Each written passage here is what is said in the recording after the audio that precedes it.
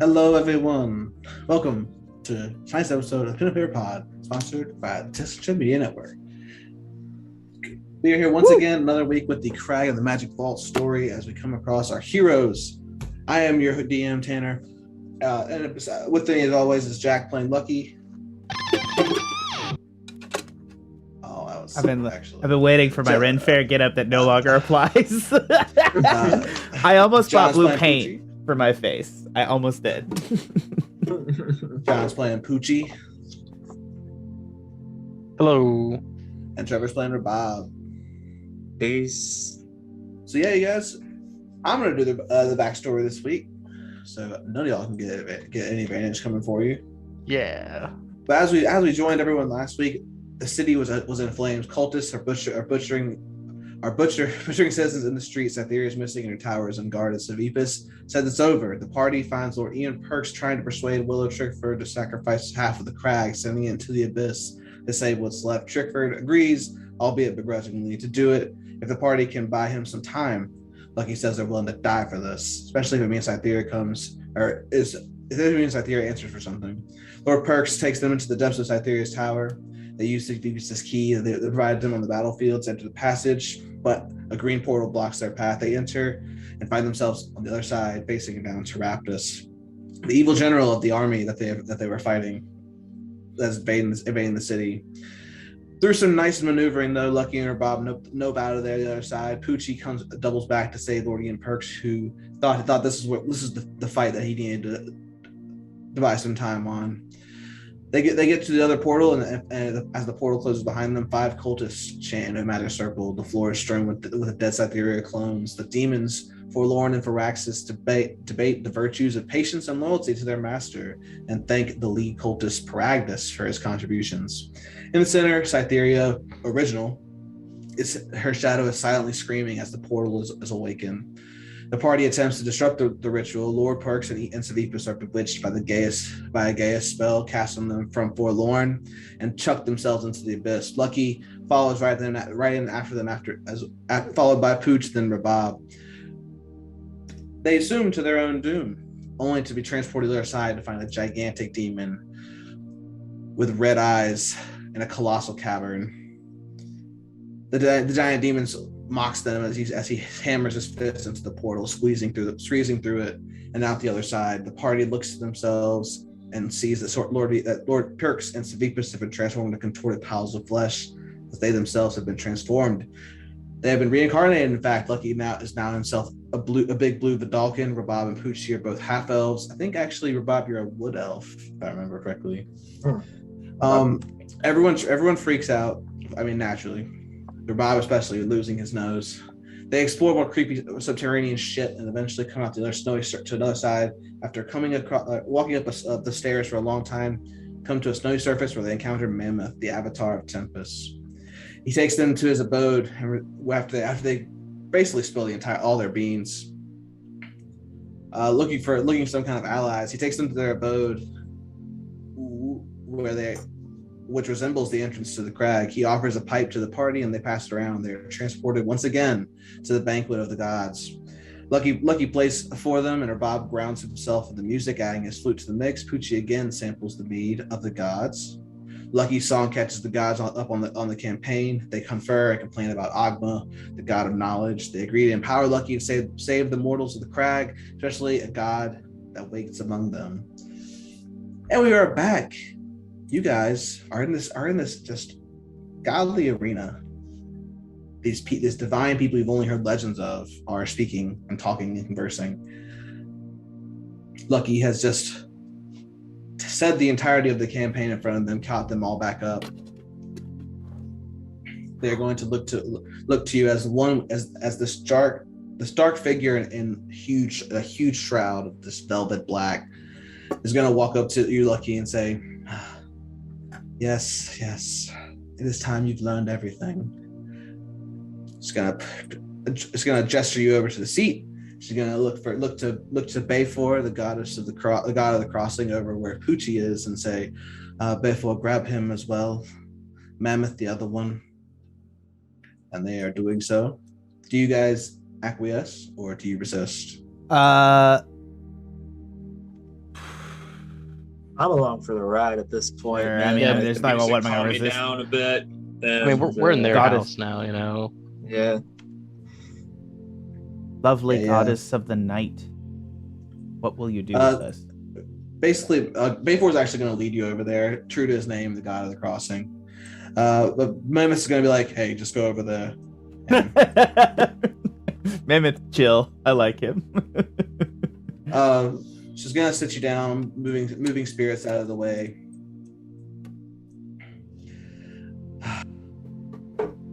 Well, this is where it starts. I believe you're entitled to every answer that we can possibly give you. After all, we're going to ask so much more of you in the coming hours. It all started just as we were speaking. We were conversing in the feast hall. We were complaining about some things, but also cherishing in our worshippers. As they looked onto us, we were talking more and more about how greatness our worshippers had accomplished. And then Agma had come in. Agma is the god of knowledge. He slithers up there with his boastful arrogance, and he just proclaims those same feats of greatness in the name of his own, as his own domain. We knocked it aside. I mean, in the realm of gods, egos are not hard to come by. So stroking them, serves its purpose every now and again. The problem was that it never stopped. This large ego was not actually just empty threats, boasting. It was more of a passing warning to convey to us. Soon, we found many of the domains of some of our fellow gods to be usurped by Agma. We, of course, acted immediately. Tempest, raging with fury, along with Gon, saying, "There's no reason for this. This is nothing but a power trip to gain more influence." Everyone else couldn't agree more. As Agma, we tried so many times to just make him see. And Tempest will kind of barge in here and say, "Yeah, he needed a fucking punch in the face." And then the other, we banded together to halt this rampant and frankly ludicrous lack of respect for us. We begged and pleaded on multiple fronts for Agma to stop this foolishness. We offered compensation in the form of more territory. We offered gifts, even so far as to offer worshippers. Agma has been around quite some time, so he does have a bit of seniority over us, but his power doesn't necessarily mean he could take over from us. But alas, he would not waver. He wanted our domains, he wanted our influence, and he wanted our powers. And he was prepared to fight and die for it.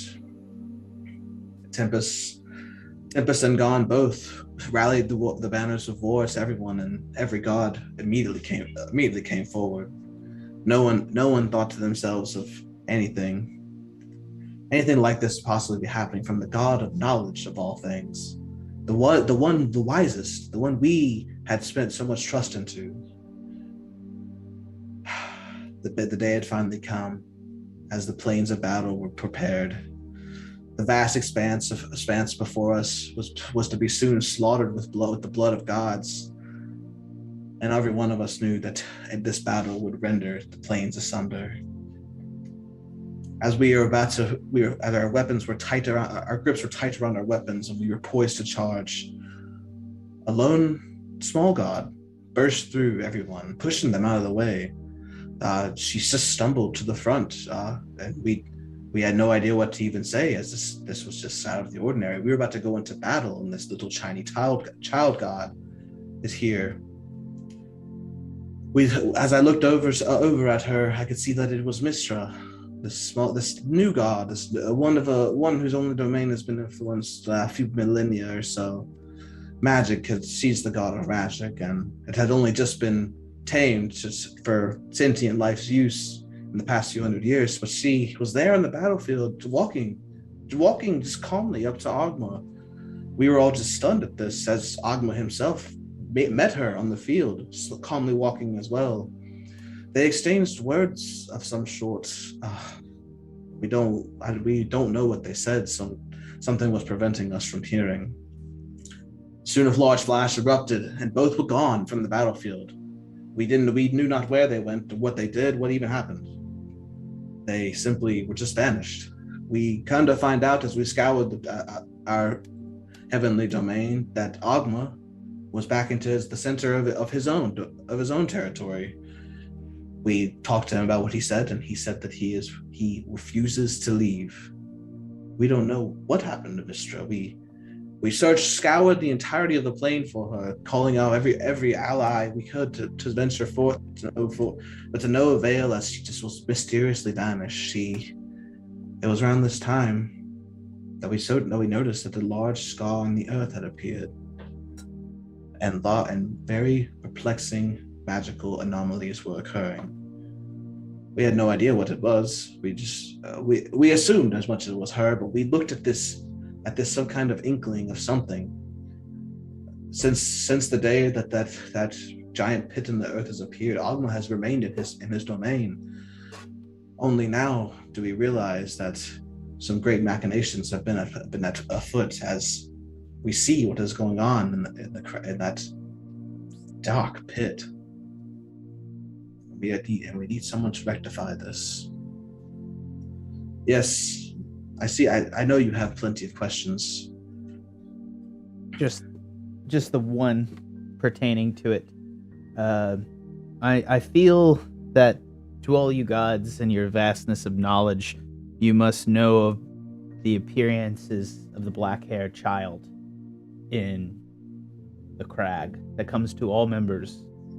People in the Crag consider it. You're not a real Cragite. I'm trying to make that be a thing. Maybe a Cragite. I don't know. Maybe we'll see. Anyways, the point is, you're not a real Cragite until you've had your encounter with the black-haired child.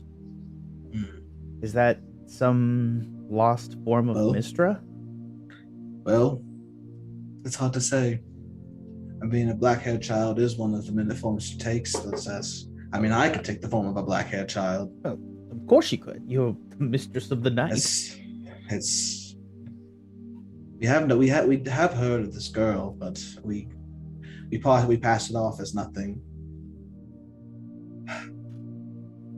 We humbly apologize for what we are going to ask you, but through careful manipulations of some of our machinations and some of ours we don't even know, it has led you three, true champions of some sort, to this moment, this defining moment, where you must choose to fight.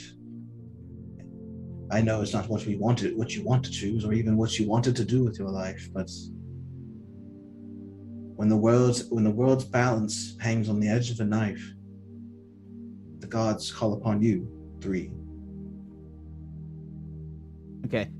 Before any of us start talking, I would like to make an insight check on a god. Go for it. Okie dokie there. Yeah, roll it. 5. Just hard to read, man. I mean, she's the goddess of night. Her face is obscured by a giant horn of light. Right. May I make the same attempt? Yeah, of course. Go ahead. Not much better. Yeah, same thing. Hard to read. Yeah. You don't sense any disgenuine. Like she's not being disgenuine. Poochi just believes all of it at face value. Nice. I mean, I have to play devil's advocate here because, we met a lot of the devil lately, so that's another thing. But what's wrong with the assumption that knowledge is at the foundation of everything? Like, there's some truth to that, right? Like, I'm not saying, I'm a favor of balance, but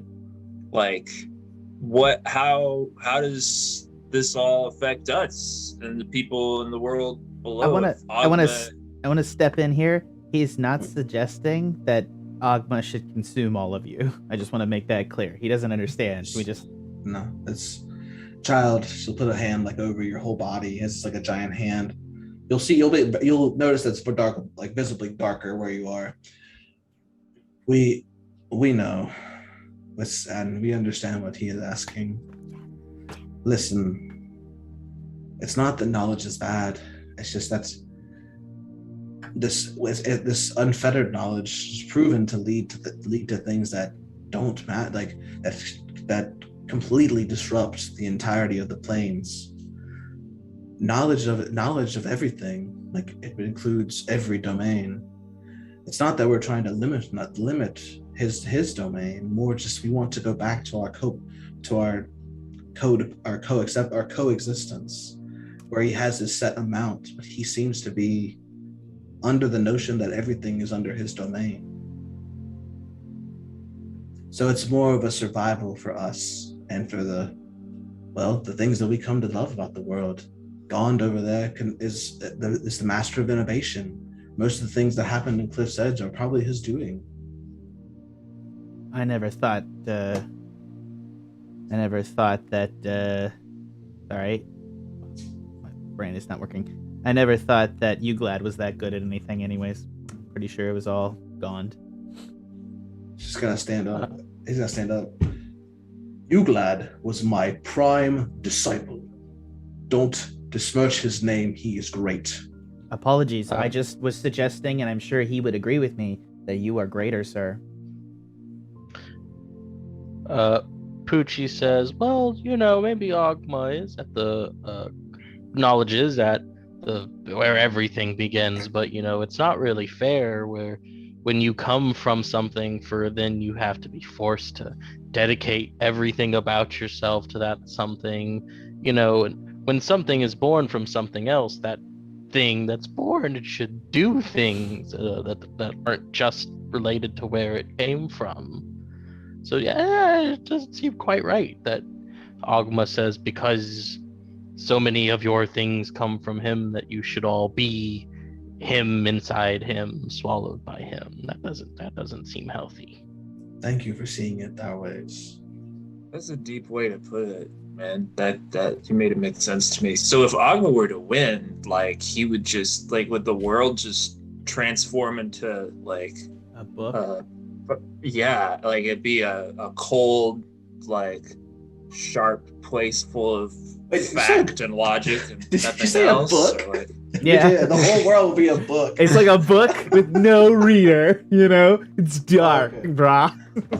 No pictures either. Yeah, it's just no pictures. It's just really, really, really acidic, philosophical text. it all goes back What's- to binary and shit. What's more boring? Nier's gonna say. I mean, what? So no more espresso, no more bananas, no more. Well, imagine this. Imagine without knowing what the sea will do. The sea is there, but what it's so unpredictable. How would you be able to know?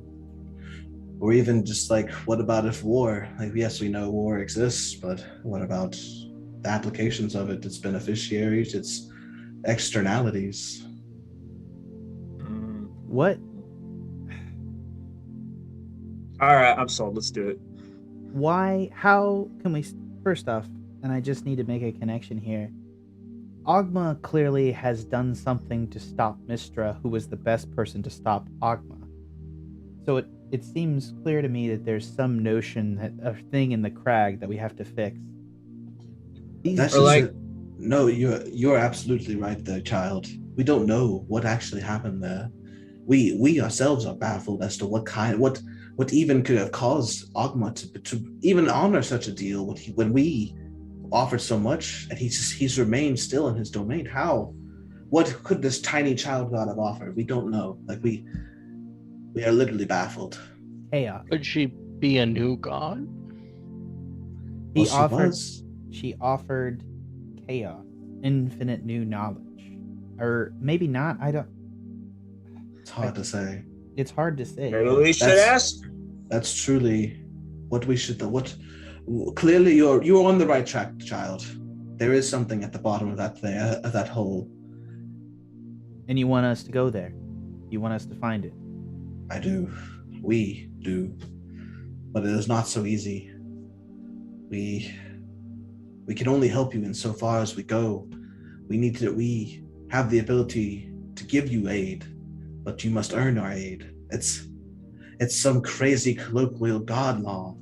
No, I get it. I'm gonna turn to Poochi and Bob and be like, I mean, we were always gonna go in that hole. Like, there was never a question, really. So I guess we were just waiting for the right time. Yeah. The reality of it is that we are going to proceed down there anyway, and so we have no bargaining chip to use with you. But I must ask, for the people of that city, I am going to butcher his name, okay? I'm so sorry. All right, go for it. All right. I looked at pronunciation guides. One of my favorite things is that D&D Beyond has pronunciation guides that are all voiced by Matt Mercer, except for this character. Except for this character, which I love. So here we go. I'm so sorry. I have him right here. Oh. No, hold on. Sorry, guys.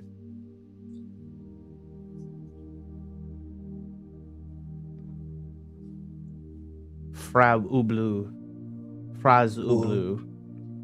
What about it? Sorry, what was your? Can you repeat the question with the whole name?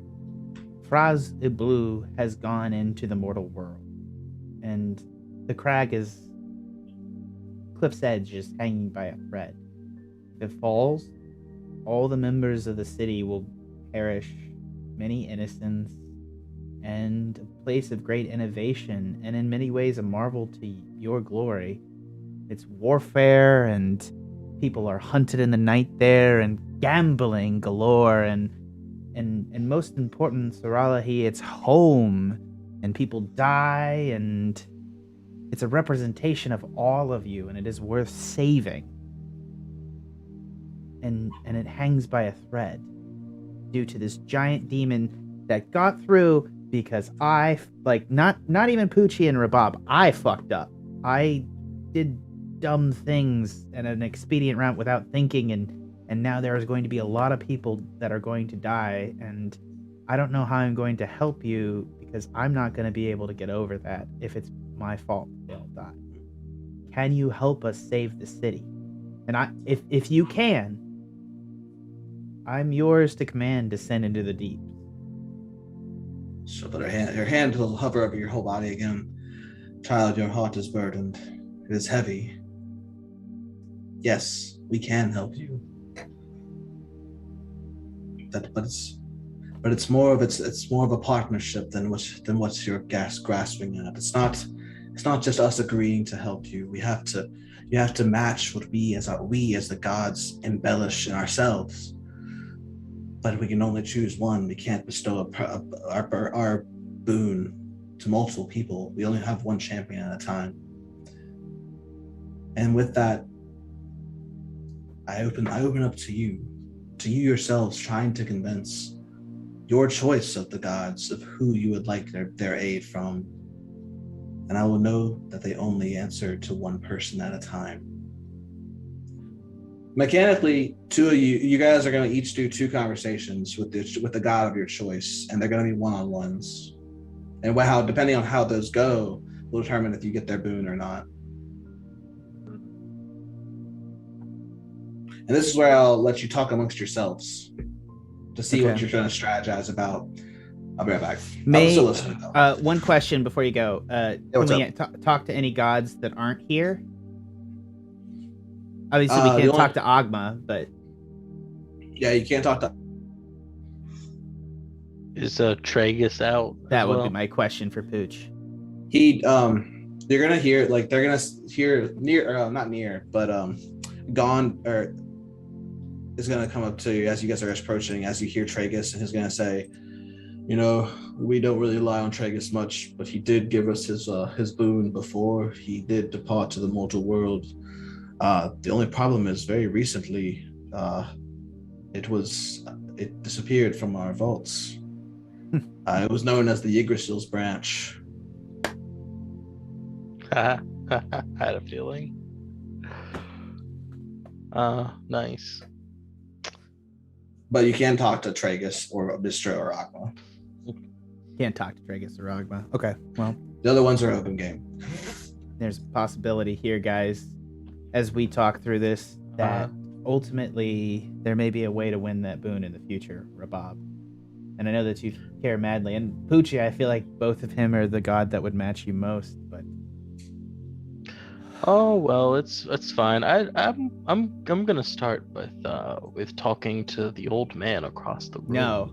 I think he and I He have is always mine. had a good unspoken connection. he's mine. I don't know, Lucky. You can I talk to mean, him after me, but I gotta talk to him first, and I gotta ask him one question, and then he can be your boon. I don't care. My first person is gonna okay. talk to him because he's Oh, the only oh, oh. person that can answer a question that I need to know.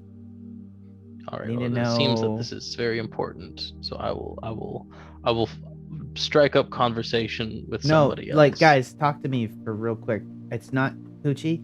Go straight there afterwards. You only get 2 tries with these gods, and we have to try.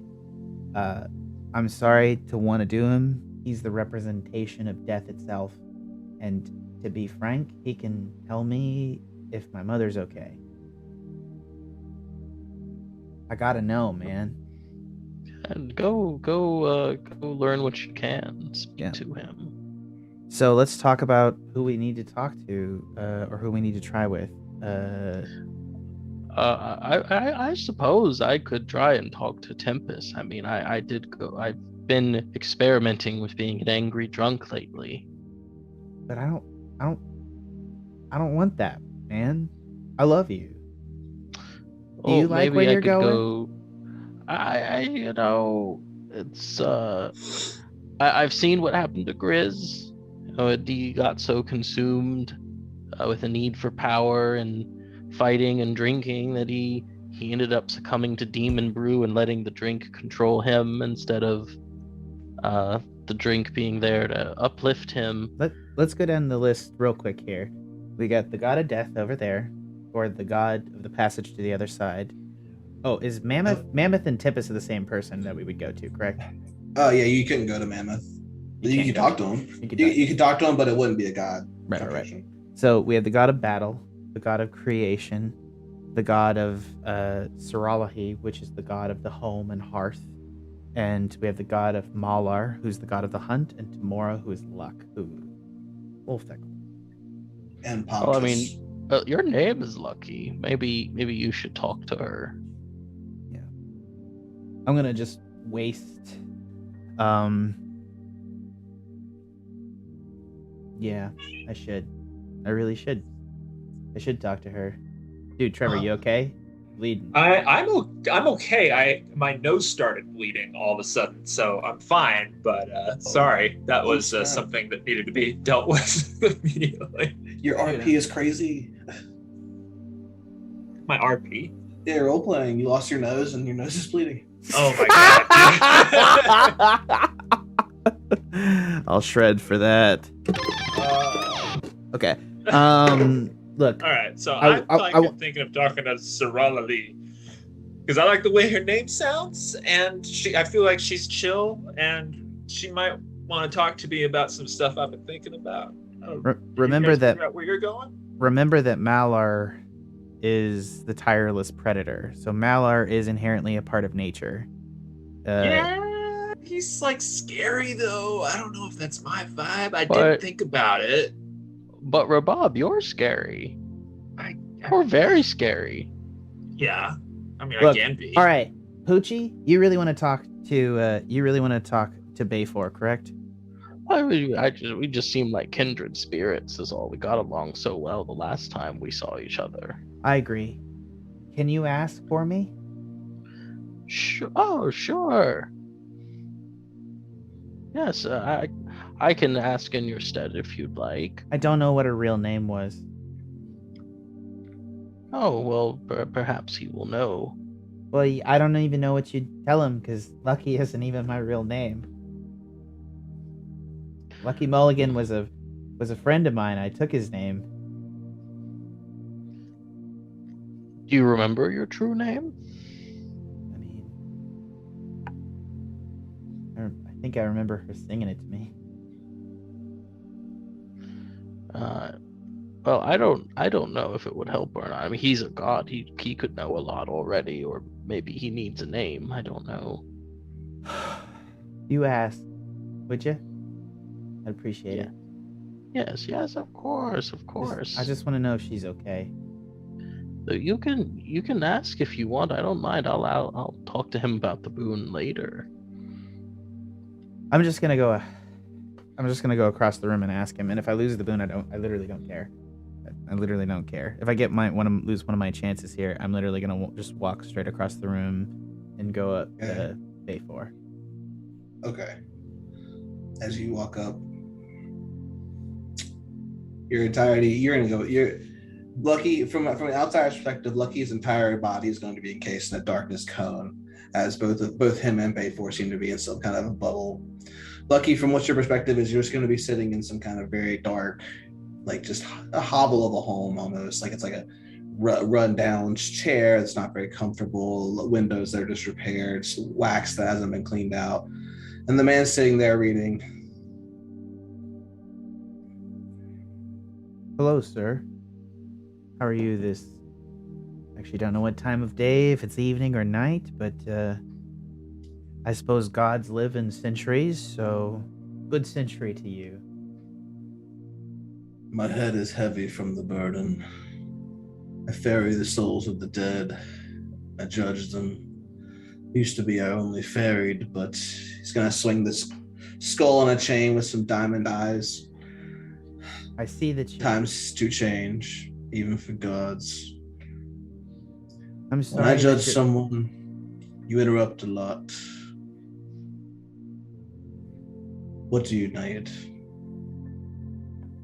I would ask you... I see that you bear that skull. I know that is Neket. And I would ask you... I know that your burden is heavy and you do much for the gods and people and you bear to the other side and these worlds must be separated and there are good reasons for that. But I ask this boon this day. I want to know, is my mother okay? Where did she go and what did she find and what happened?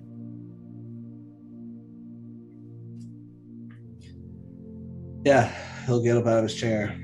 The skull is going to swing on this chain. His body, you're going to see, is going to get bigger and bigger as you see he was kind of farther away than you thought, as he's going to be towering over you when he gets close enough. He's going to hold out his hand and like asking for yours, for you to hold out your hand. I hold out my hand. A slice is going to come across as your palm is going to be like rendered with some kind of cut. He's going to taste it. All right. And you'll see that he'll grab the skull. He'll stare into the eyes as the diamonds shine even brighter. As you see, his eyes are now linked. Something is happening where he's doing something with some magical spell between him and the skull.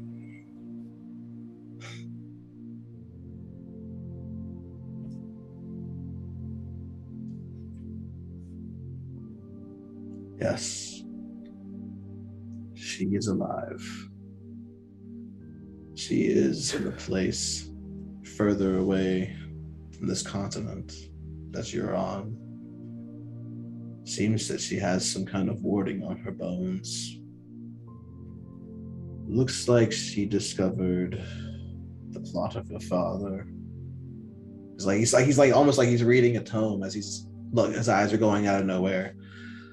He is working for a long time with Forlorn, gathering sacreds and sacraments, manipulating people, spreading the word of Forlorn. It seems that you were yet another sacrifice.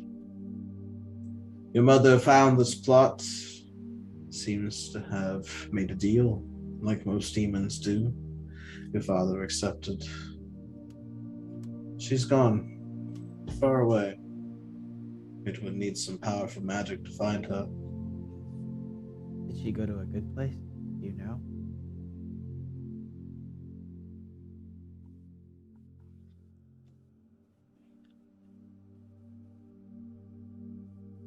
You can't tell, can you?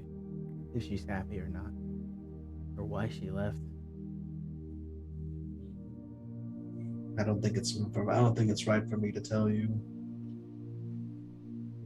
I don't think she would want that. Unfortunately, I don't have much sway over the living. There's tears in his eyes, in Lucky's eyes, and he's gonna look down and then he's gonna be up. I want you to know that whether or not this counts as my one attempt at a boon, you've given me something genuinely special, or tried to this day. And I will always hold you in your heart, and I will pray from you too, from now on, that I hope that your burden may be just the tiniest bit bigger. And I hope that you, in your turn,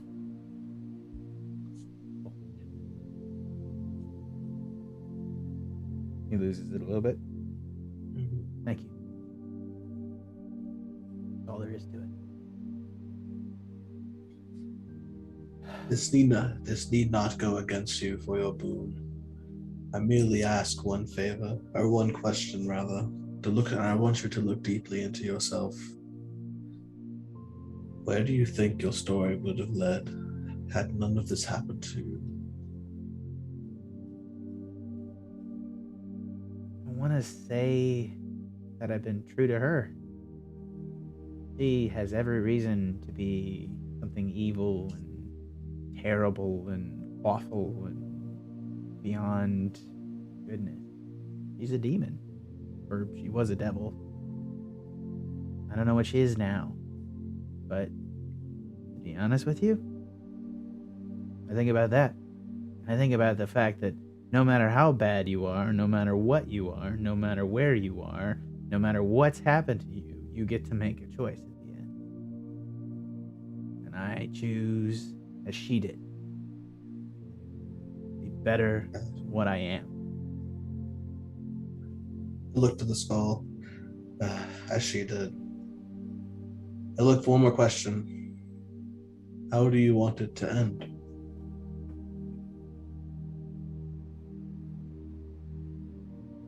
Me? I don't want to be afraid anymore. I want to feel real joy. And I don't want to be looking over my shoulder for once. For once, I don't want him to be there, because he's always there and I can't escape him. And that's the thing, it's because I make choices, I'm a big blue dude now. Like, I don't look like I did before, and it's like, he can't find me. Maybe he can't, but you know what's the shitty bit about that? Because I'm this big blue man now, I don't look like her anymore. I don't have my horns like she did. I don't have my tail like she did. And you know what? That sucks. I want those things because I want to be able to remember her. I want to be and look like her. But I don't want him to fucking find me, because I'm a little bit of fucking both of them. And it's so fucked up that of the two parents that I have, I'm trying to live up to the demon and not the fucking other asshole. Sorry.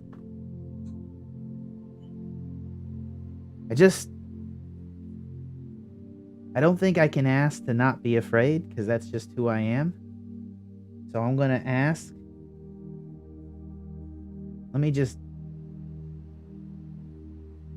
be worthy her sacrifice for me. That's how I want it to end. It can end any time. I don't care. I lived a good life. I'm going to do it. But I want to make sure to be worthy. I want to make sure that my friends are safe. Which, I can't believe that. I took them for literally all their money. That was the whole point at the start of this. And now I'm fucking sitting here going back and forth with the god of death and being like, the only thing that fucking matters is them.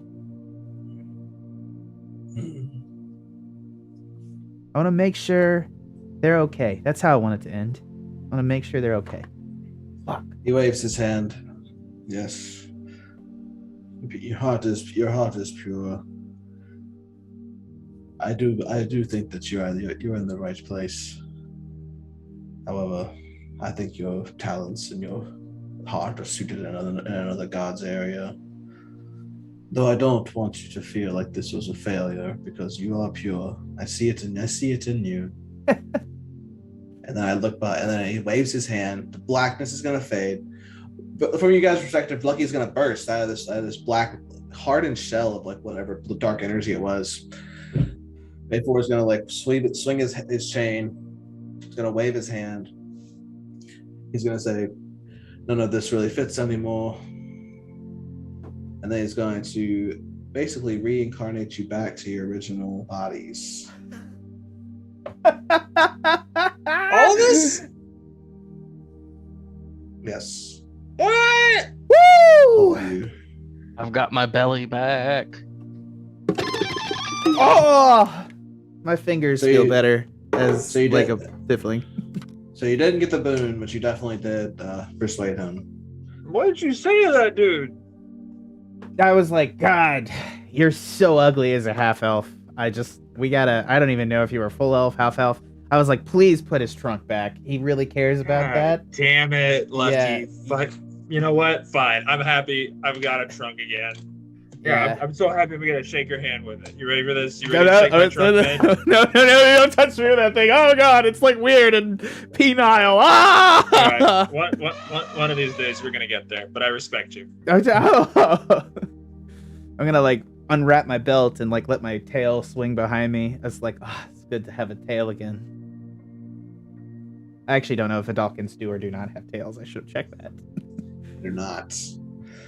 So yeah, you guys, one conversation down. Lucky you have one. You can only talk to one more god. Cool. Who's next? You guys look around. They're all kind of expecting it now. Like they saw what Baypor was doing, and now they're just like, all right, who wants what? It's kind of like that at the gym class. You picked up your dodgeball team. That's what it's like. All right. Rabab, who are you going to go speak to?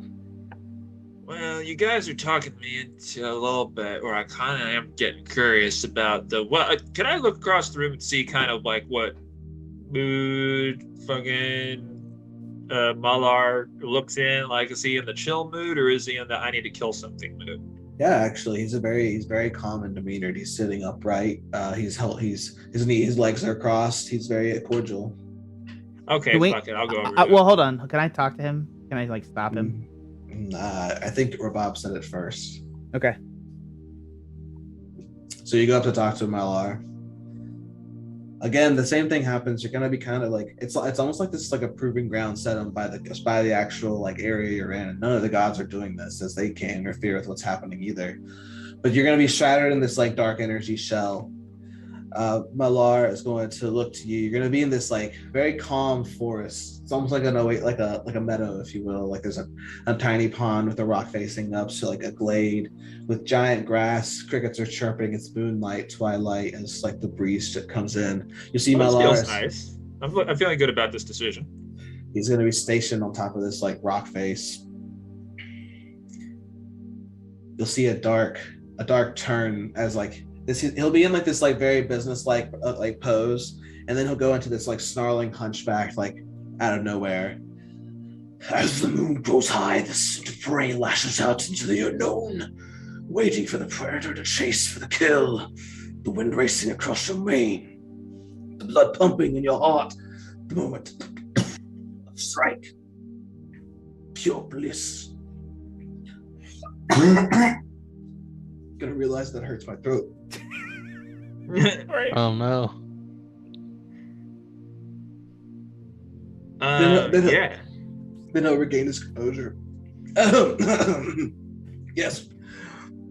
Well, there is time and place for all that, but it is what we make of from the savagery that defines the success of the hunt. What good is the beast with its just being dead? We reforge the new life of the beast, the form of its spoils. The meat nourishes our belly, the coats protect us from the environment, the bones we use it for the next kill, and so on and so forth, since the beginning of time, since the beginning of killing. goes without reason that we are in a moment of change, where we break away from ourselves in the face of raw savagery. But like the hunt, it is what we make from the savagery that defines the success. My question to you, Lung Loxodon, what is the next step after the hunt? And the snarling will come back. What is the kill that pushes you to your next step after? The kill, huh?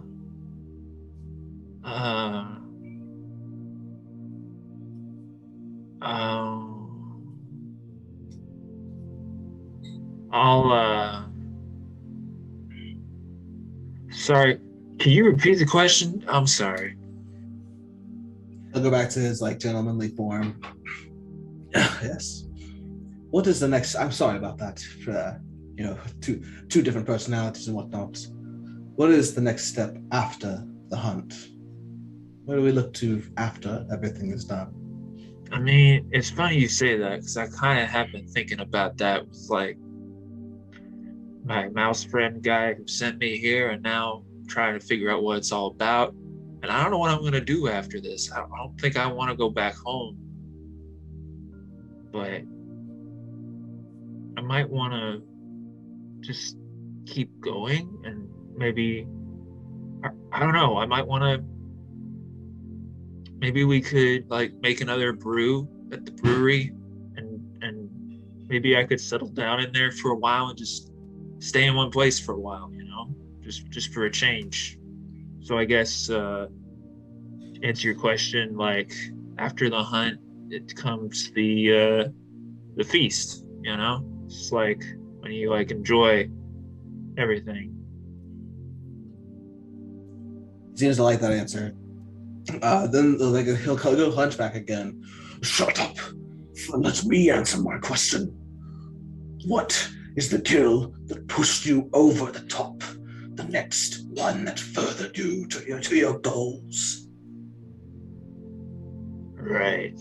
I'll wild shape them to the closest thing to him that I can do, like a big monkey or something. I don't know. Okay, it's like a dire wolf. Oh, okay, yeah. And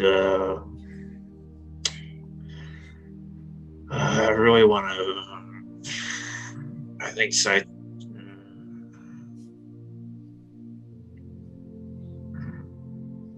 I think Scytheria needs to get, or not Scythe, no, freaking Forlord.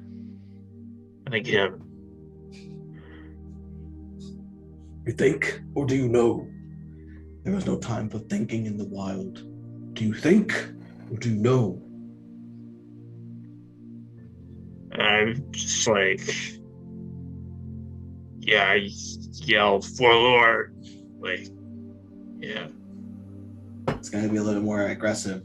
Do you think, or do you know? I know!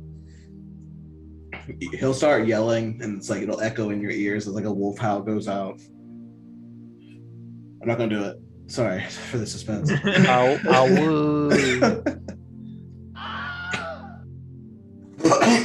As close as I have. Then he'll come back down. Who is the next one that needs to be slaughtered? Why do they need to be slaughtered? Wait, you mean after Four-Line guy? After, yes.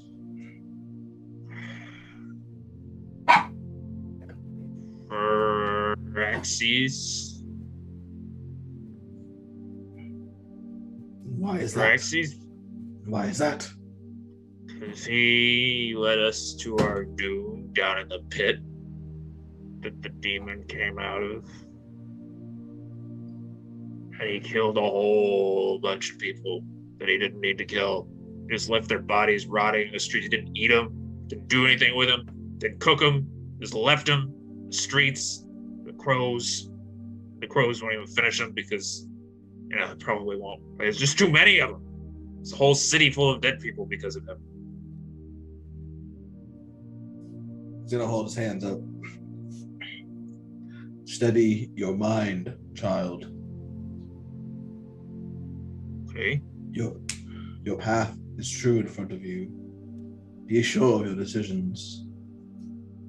and he'll like claw you in the back. Ah! As you do, you can roll a d20. Just Okay. that's no modifiers or anything. Okay.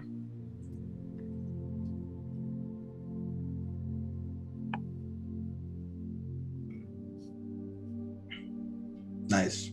As you do, he's gonna like channel your blood like streaming from his claws into his hand, as it's gonna like form this like magical item in front of you, and it's going to resemble like a mask of some sort. It's gonna and I'll put it up on the screen. Oh shit! Oh shit! Oh shit! Oh, it's sick. I'm still a wolf. Yeah, it's gonna fit to your body. Oh damn! Oh wow. Oh my god! Dude, we're all fast now. We've done it. We're the fast boys. We are like We're the the fast pet boys. Oh shit. I'm gonna immediately like sprint into the night. Oh yeah, he runs with you. Oh, this is awesome. He wasn't expecting this. You hear him like shout out like with his wolf howl. Ah, woo. Gotta woo back, to bro. You too. Yeah, you gotta woo back. Woo back. Yeah. We're having a Balto moment, man. This is great. Yeah, truly. You'll keep running and then eventually you'll get to a point where you pop out of this bubble and you're just a direwolf with this mask on now. From Do a shake. The outside perspective, Rabab is now a direwolf with this cool ass mask on his face. Oh wow.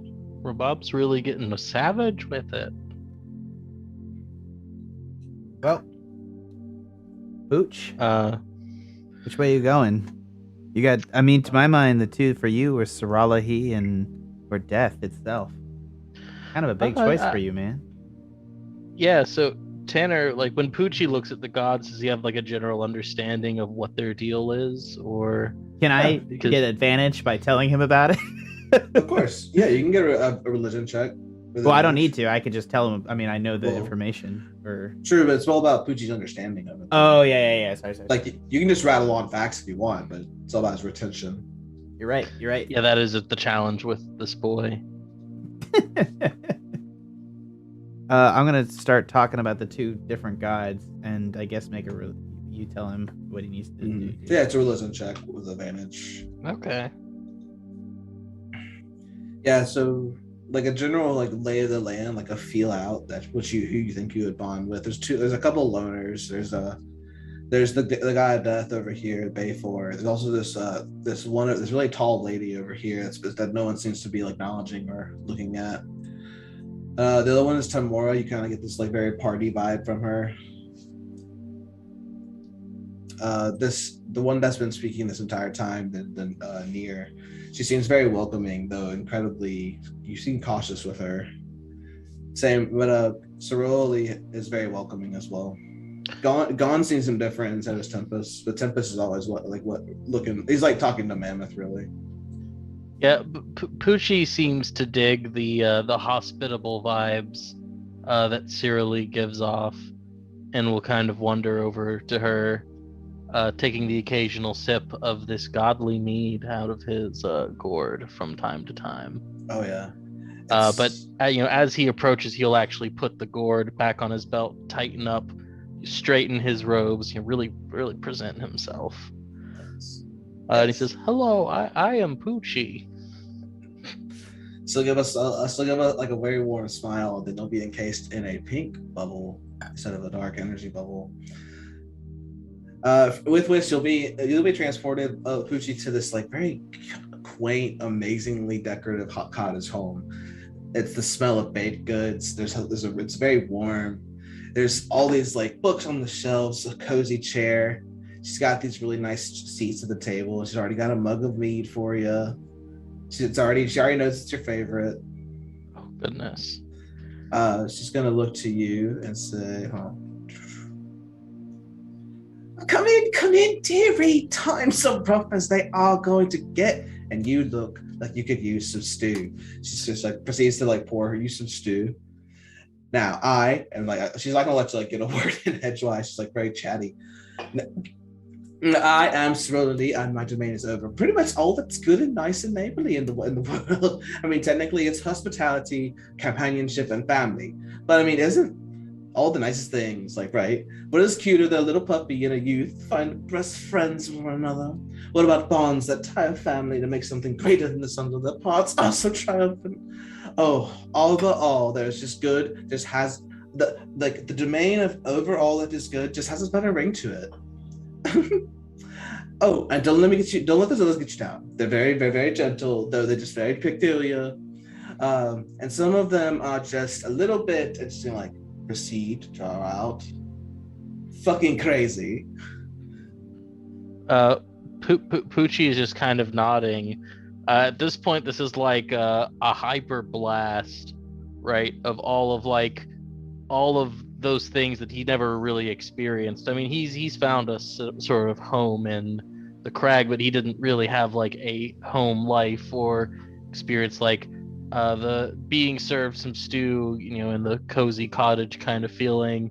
And it's kind of actually causing him to reflect painfully for a moment on all the things that he actually never became familiar with and didn't have as a young child, and had thought himself weak or somehow wrong for perhaps wanting these things, but pushed those desires down during adolescence, and now he's just here, and he says all he can really kind of muster after his brain's like all turned around is, you have a lovely home. She's gonna put her hands on her shoulder, and instantly it's like a warm hand. Like imagine like you just like got in from a heater outside of just like 20-degree weather, and it's just gonna say, "My child, you do not need to be nervous. You are welcome here, and I know you've never experienced this, but it's nice, right?" Poochi will take a sip from the mead and just nod. Yes, it seems like the things in life worth looking for, and then once you have them, worth protecting, I think. Oh. She's gonna pull up her little like a cup of mead. It's like really foamy. Yes, I agree. So you have to protect the things that you like. Isn't that so true? I mean, my worshippers were all over, just praising me in the night, healing the needy for whatever reason, just because. They did that a lot, and her tone's gonna change.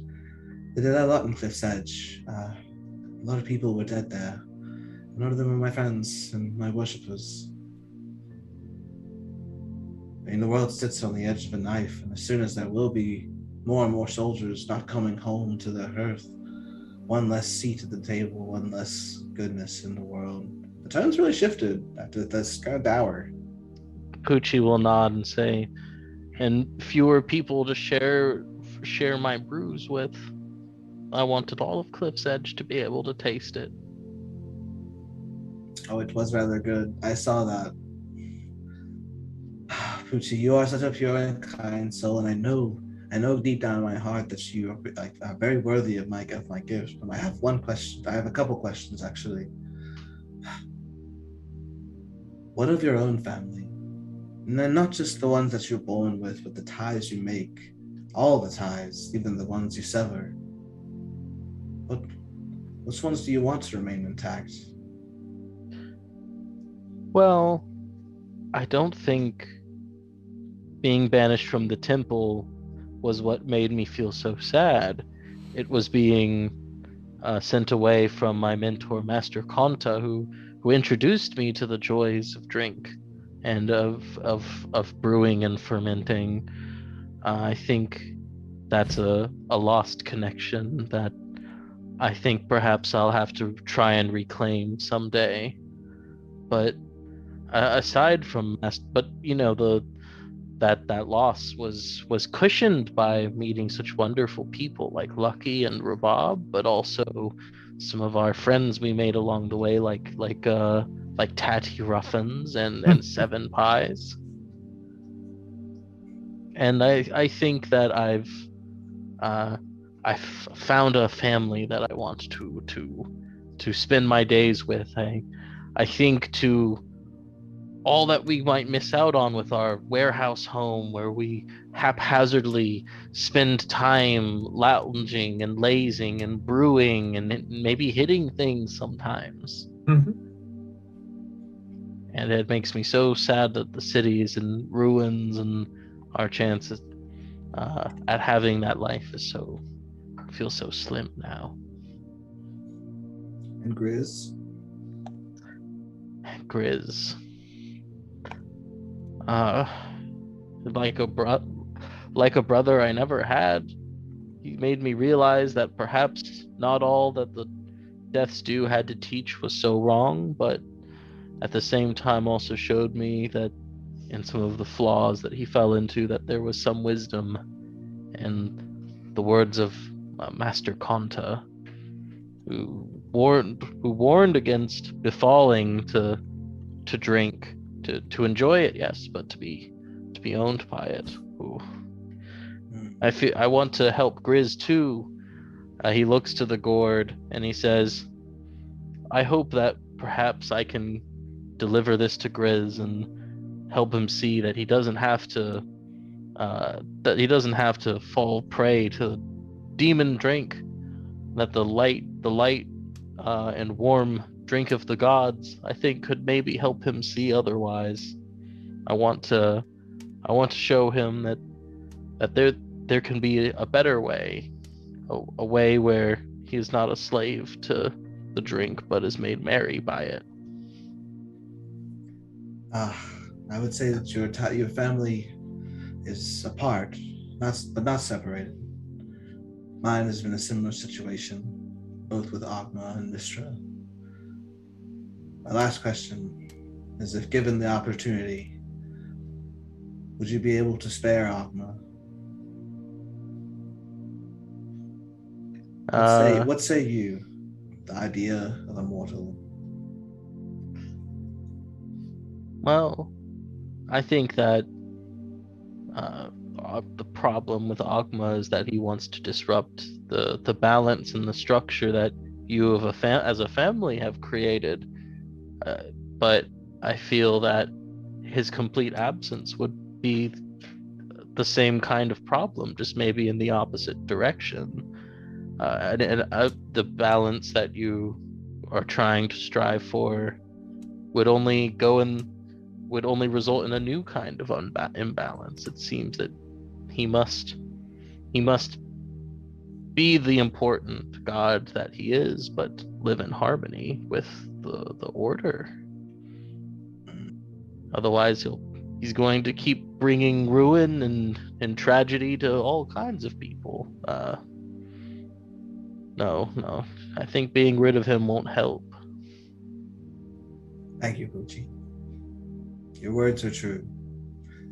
Much more you actually care about the ties that you make, even the ones that you just barely make. She's going to hold out her hand, and the soup in front of you that you're just eating and loving so much is going to turn into this new item. Felt the fragile embrace.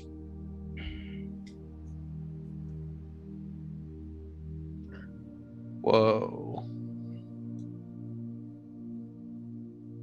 Holy shit. Poochi says, kind of looks at it wide-eyed. It's literally half oh. everybody's health. Sorry. My soup is now something so much more. And he says, I will strive to use it in the right time and place, so that and in defense of family and the ties that matter. She's gonna put her hand on your shoulder. Yes, I know you are. That's why I trusted you with this. She's gonna pat you on the butt, and then the cone's gonna erupt. You're gonna find that your clothes are clean and you have a full belly, as one you've left after you leaving your mom's house. Oh, heck yeah. Poochie's trying to control his emotions because he might have had a cathartic experience of being like, wow, is that what a mom is like? Oh shit. Yeah, so you guys come out of the one conversation of peace now. You're gonna look to the gods, and some of them are pleased and some of them are a little less pleased. Who's less pleased? Probably Tabora the most. Yeah, she's used to the wizards in the party coming right up to her first.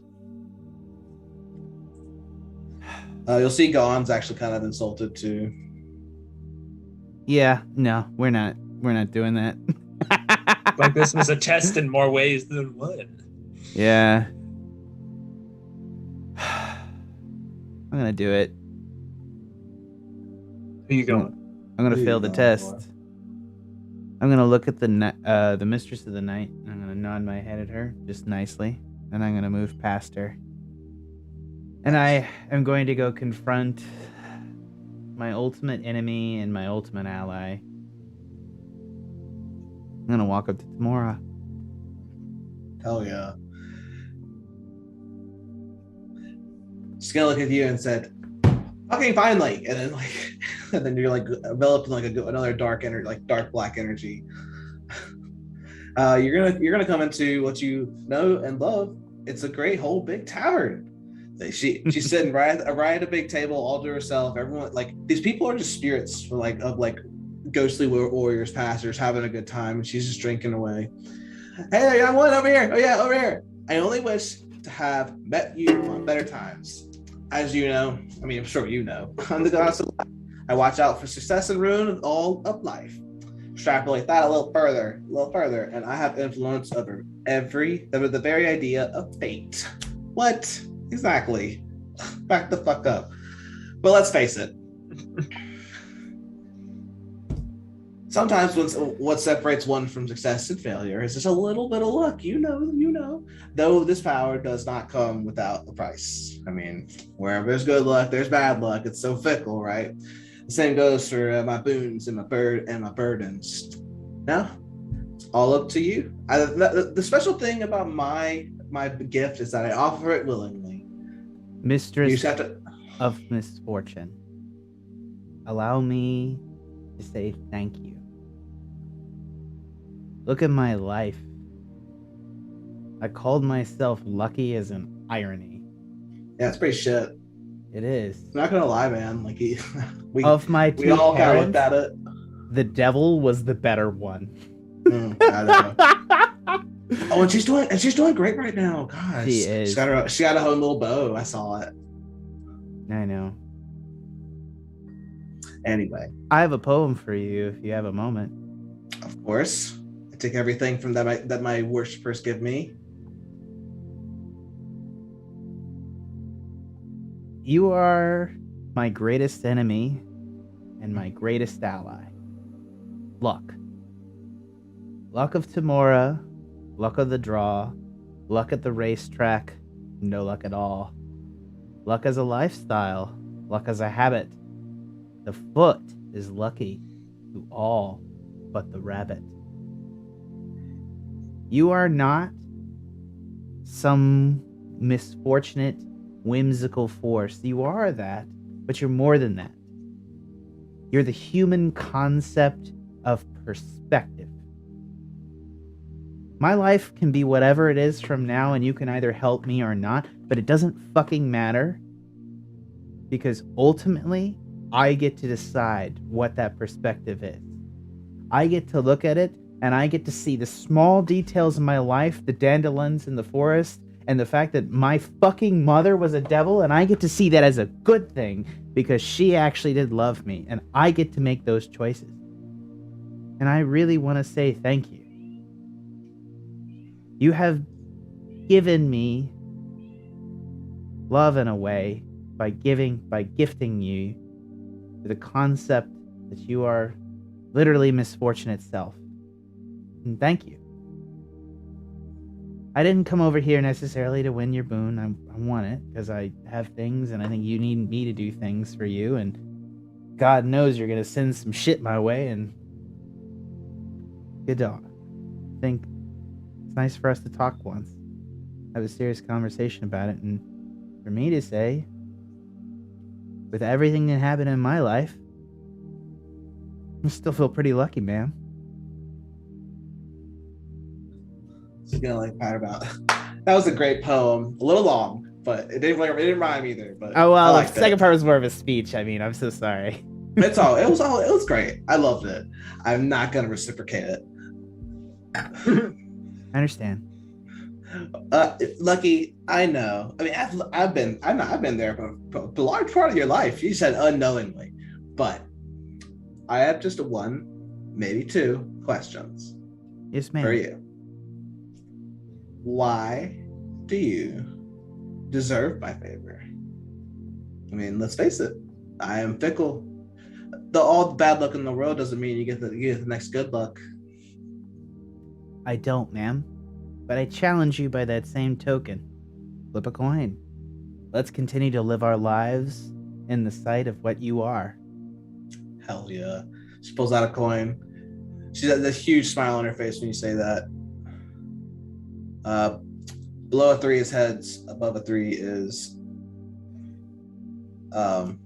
tails. Call it. Oh shit.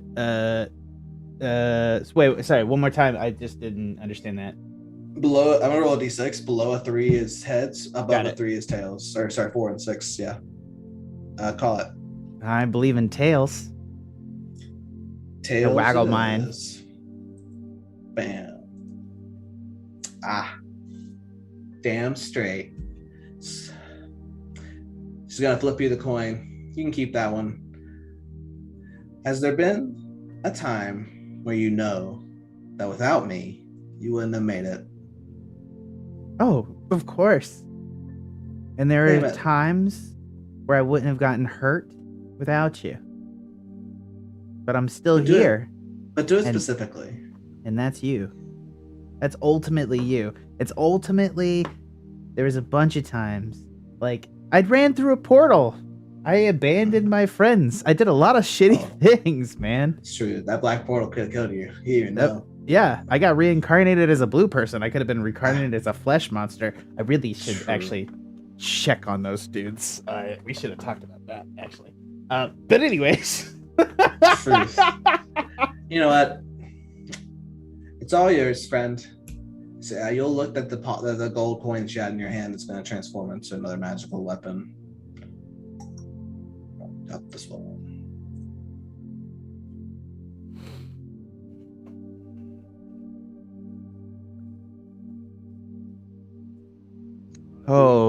Holy shit!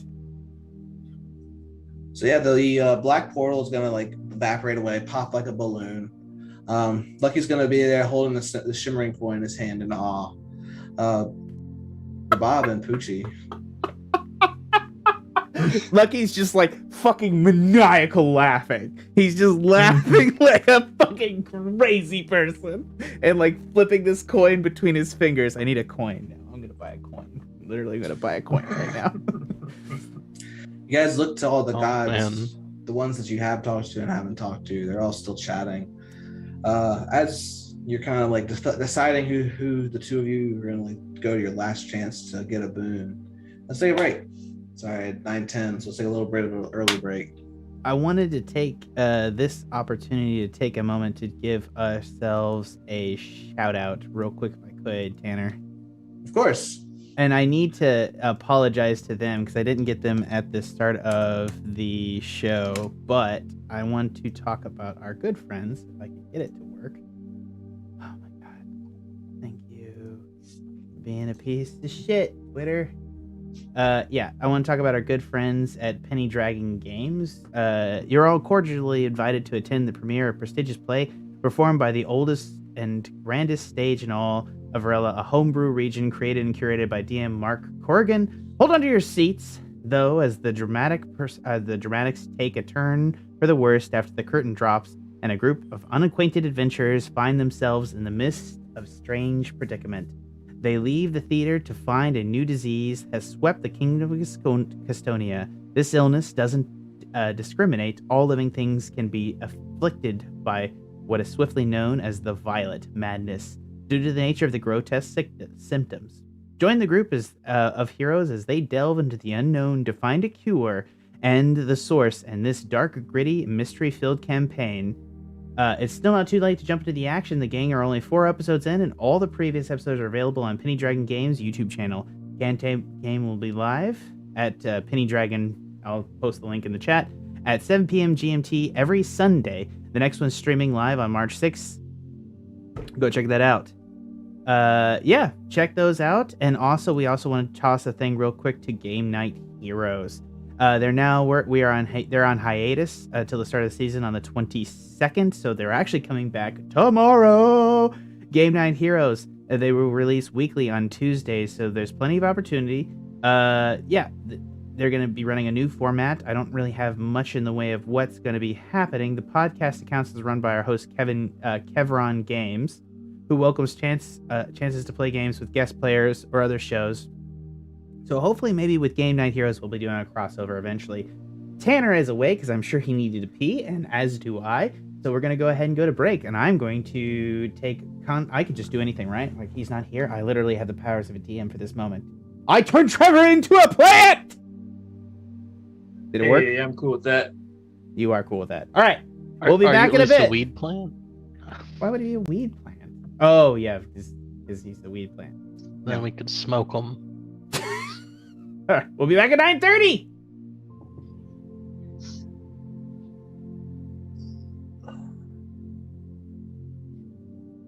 Sweet. Well, we're not off yet. Sorry. I'm literally failing us. They can hear you.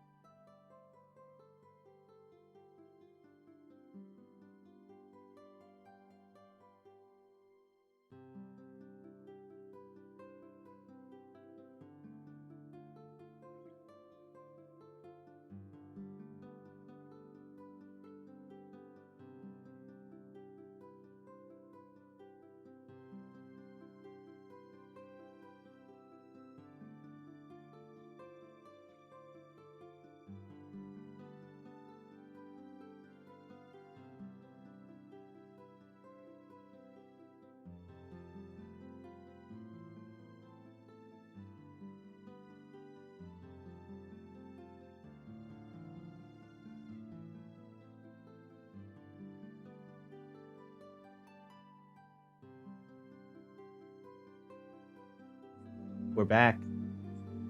Hey everybody, welcome back. We're gonna go right back into it. These more conversations with these gods. Rabab seem to be having one more choice left. Who are you gonna go for? As everyone's standing there, looking at you expectantly. I feel drawn to Near. I like her style. I've been casting Moonlight all over this campaign. Like, there's just something about her. Before he goes over there, I'm gonna hit him with a bardic inspiration. Oh, sweet. You got a D8. Take it. Oh yeah. Oh, holy I shit! will It may be a take it. D12. No, what is it? Is it a D10 now? Hold on. But continue on. I will figure out what you have. Yeah. It's a D10. Sweet. So No, you're it's a gonna walk D8. up to Near. She's gonna look at you very like she's gonna pleasantly and just smile. I was hoping you'd come to me, child. And then you're gonna like go into your little ionic black energy bubble. You are gonna really just be in darkness. Like it's just gonna like you're gonna be on this like shallow pond. Nothing around you is with darkness. It's kind of obscured. You can only see about 10 feet in front of you. And like you're just gonna hear her voice echo around you. She's gonna say, I have witnessed the light of this world and fallen behind as its expanse. I have witnessed my power enter the hearts of some, of the most devoted, only to have their minds warped. I have pulled wretches from the inky black, just as I have sentenced people to the utmost integrity of its clutches. My domain is that of darkness and shadow. As I am what bumps in the night, I am what scratches at the back of your brain with fear. I am what coalesces unknowingly, hidden in the dark. You're just gonna see, like, you kind of like get the ambiance of what your darkness is. You see like swirling motions.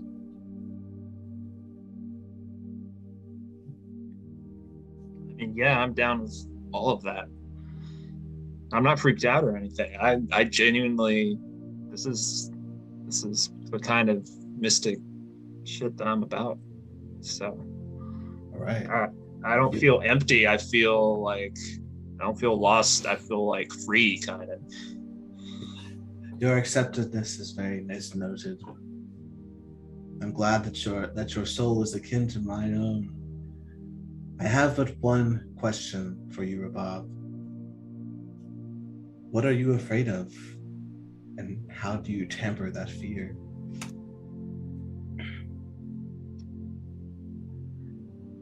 I mean, you would think like that really traumatic thing where I trust like you were part of it when I was swallowed up by darkness and that dream reaching for that fruit. I feel like that might have been you. But I don't think that actually scared me. Like being powerless doesn't scare me. Like what scared me was what I was running away from, which was control. Back at the conclave, there was so much richness and so much to experience, but it was so channeled into like just this one acceptable path, and that was so paradoxical to me because there was so much there and I just had to get away from it. And what scares me more than anything is getting channeled back into that one path that I just have to follow. We'll do know, child, that though we do hope you help us, you are not burdened by this task. You may leave at any time. Well, I don't think I'm going anywhere this time. So how do you temper that fear? What did you do when you lost your nose? Kind of freaked out when I lost my nose, and Lucky kind of made fun of me, and I cried a lot. I don't know. I wasn't able to joke about it. So Oh, I'm sorry. Yeah, many people do cry in the dark. I guess in order to temper that fear, I reach out into the moment with those around me to like pull me into the moment a lot of it's through Starleaf. That's like, you know, my immediate physical way of doing that. But there's also been music and battle. That's a new one. Do you see yourself ever being afraid of something inside yourself? Yeah, that I would just keep running and never like settle down anywhere again.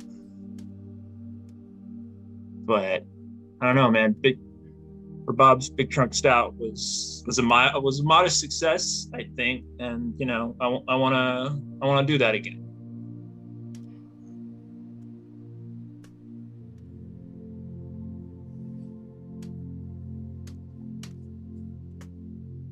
Tanner, you're muted if you're talking. I'm not talking. Sorry. Oh, okay, cool. Sorry. There's like a little bar at the bottom of my screen, so I couldn't quite see your mouth.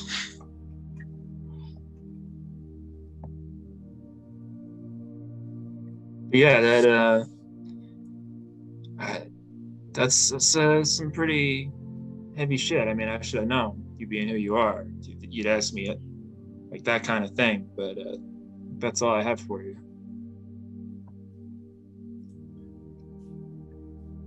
Make a D20 roll. All right.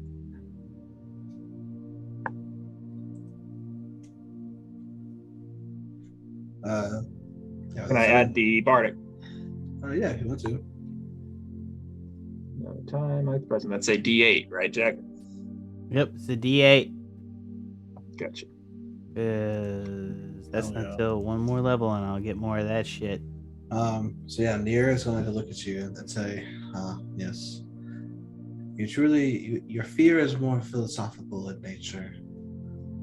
More fear of what is to come and not what is apparent in front of you. Which has its own sense of bravery. You'll see, like, he'll hold out, she'll hold her cloak and like just cut it. As it falls to the ground, it'll like kind of just like wave its way over to you. And you're gonna get this divine item. If I can find it again.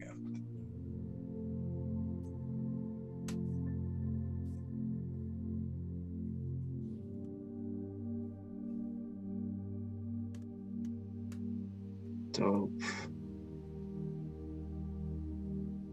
I'm gonna catch it with my trunk and just feel and sniff the shit out of it. It has no sound. It has no scent, of course. It has no fucking scent. Yeah. Now go now, child. Be not afraid of the trials and tribulations you must face on your road. I'll take the shroud like in my trunk and wave it goodbye. Yeah, the black energy shell breaks and pops. This one kind of like just like dissipates. It's like a black fog. But Rabab is sitting there holding this ethereal shroud. Hey, I want to say you and Poochi, I'm really sorry that I didn't get anything out of death other than us turning us back into people. I just had to ask him a question. I'm sorry about that. That's all right. That's all right. This is a chance that few people ever receive, and you certainly took advantage of the opportunity. Dude, yeah, that's way more valuable than, like, you know, a thing. Dude. And success is when lucky meets opportunity, and those things. Oh my God! Shut mush. Shut. I don't know how you won that, but I'm so proud of you. I want you to know, Poochi. Of everybody here, I am so fucking proud of you that you won that. You can talk to another god. Who do you want to talk to? I mean, so Bayfor's boon is still open, right? It is. Yeah, correct. Yeah, Poochi will he go just up made to, us people again, so go, bro. Yeah, Poochi will go up to Bayfor, and he'll say, "Oh, hello! It's so good to see you again. You know, it was. I thought it was so nice that you deigned to notice a thirsty little spirit back when I visited last. Just another light in the domain, not here in person like now, but still you noticed. Still you heard. But none of the others here acknowledged. Been having having a foot in both camps, all it takes is a little magic from the other one to get to interact with the other world. And he'll like go ethereal to like pick up a mead cup, and then he'll like knock it over the second time. You'll be enveloped in your inky blackness. You'll come to the same scene that Lucky came into, a very like decrepit house, like almost like a hodgepodge of furniture, like a desk here and there, a crumpled chair that doesn't look very comfortable, wax overflowing. I ferry the souls, I judge them. I only want to ferry them, never really want to judge them. But times change. Do they deserve it? Well, if I were given a chance, could they do it again?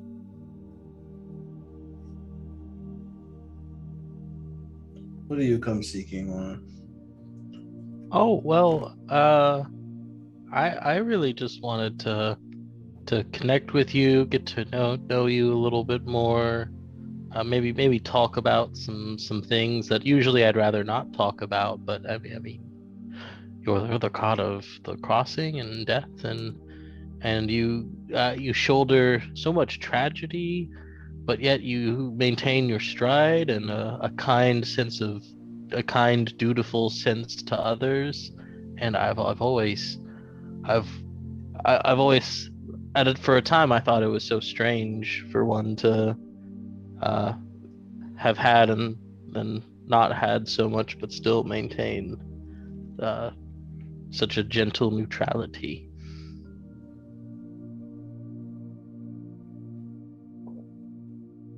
I suppose. Oh, you're muted. I suppose that is the job.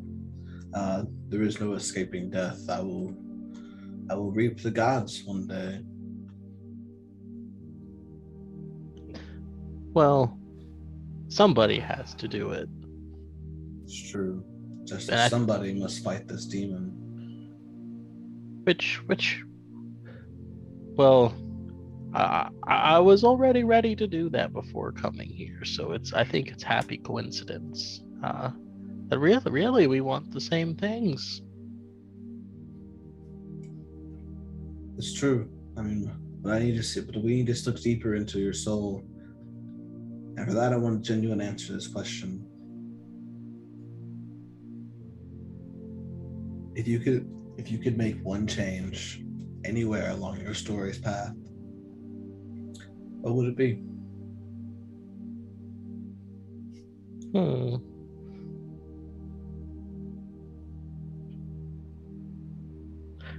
I think I would have maybe not murdered the mayor of Cliff's Edge before confirming whether or not she was truly a bad person, because at the time I only really just assumed that she was, because everybody who had been part of the ruling class had been pretty terrible.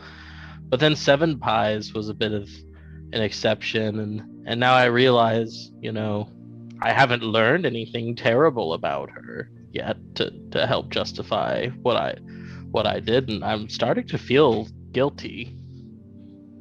I would maybe reconsider my actions. I was an angry drunk that day.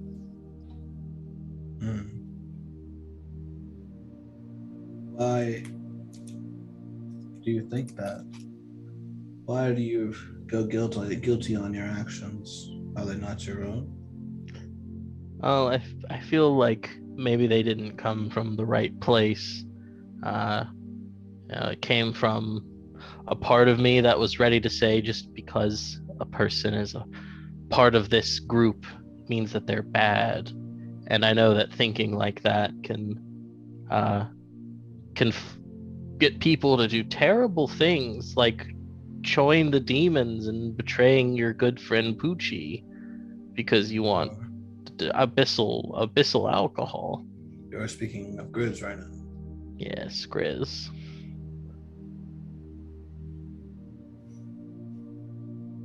He's gonna whip the chain around and look back into grab the skull, look into the diamond eyes. Downloading. Yes. Grizz's life has been wrought with death. Much at his own hands. Though I do, this kinship between the two of you is something incredible. Almost like when water met flower for the first time. And yeast was born. I have one last question for you. How do you want it to end, Poochi? Damn. Well, I don't want it to end with any regrets. Whether I die young and in a horrible way, or elderly, surrounded by those I love, passing peacefully, I think that I would not want a death where I felt like I left behind regrets or didn't stand by the people I wanted to stand by, or didn't do the things that my heart wanted to do. A death can come at any time, but I think as long as I die in a way that's true to myself, that will be good. You'll swing the chain around, look to the skull again. True to yourself. Yeah, following your heart. Doing what's in your mind. The eyes are gonna brighten up. You'll look down to your feet and see that you're covered in shackles now, and there's one shackles in particular that's incredibly radiating with magical power. Take these. Know that these don't come with trifle. Or sorry, these are not a trifling object. These are incredibly powerful, and I only trust them to use them wisely. Oh dear. Yes, I will not use them lightly. Perhaps not even at all, unless entirely necessary. Holy shit! Nice reactions. Poochi, this task is burden. Will you take it upon yourself to reclaim your home from these out of the run of the mill gods?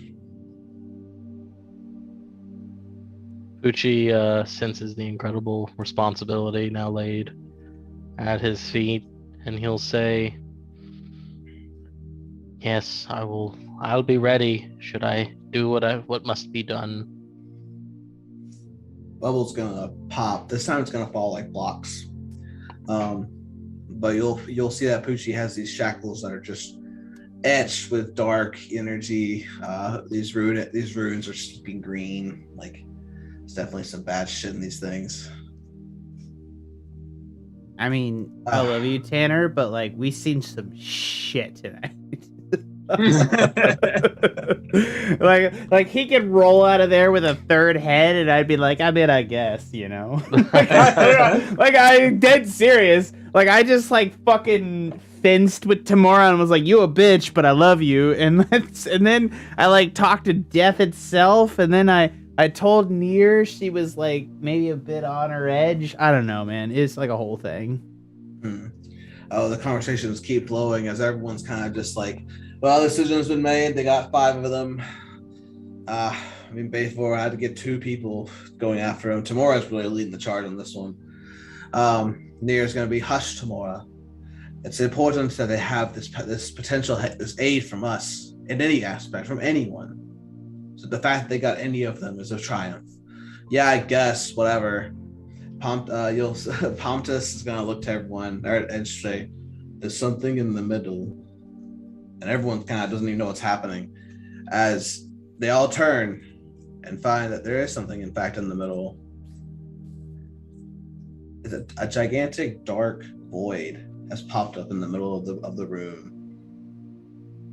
You know all the gods are taken aback. They have no idea what's happening. It's not even like it's like sucking in anything. It's just this hole. Like it's like a big portable hole. And it just popped out of nowhere in the middle of the feasting hall. Near seems to know a little bit about this. Pontus knows a little bit more about this, but Tamora, Malar, they're all just like, what the fuck is that? How in the is this possible right now?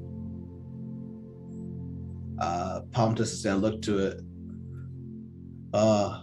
It looks like it's the old gods. Near's gonna slowly meander her way forward towards the hole. I'm gonna go over to stand beside the Chaos Sea God. Sorry. Nier's going to venture into the hole as it like envelops itself inside of her. They're all Tamora's. Pontus, what is that? It's just the old gods. She kind of just like says very slowly. Well, it's not gonna help us at all. You need to actually like Tamora is like kind of walking over. You need to actually tell us what the hell this is. Like, what the fuck is going on? This is our mead hall. Our hall hasn't been disrupted in years. I think I heard it shake once. And as Tamora is doing that, Nier will emerge back out of the portal. They have requested the audience of the champions. I assume, though it is a big assumption because I play an instrument, are we the champions? Correct. All right. I'm gonna like reach up and grab Pontus's hand and be like, "It's gonna be okay," and I'm gonna let go and head towards the portal. Cool. Yo, you coming, bros?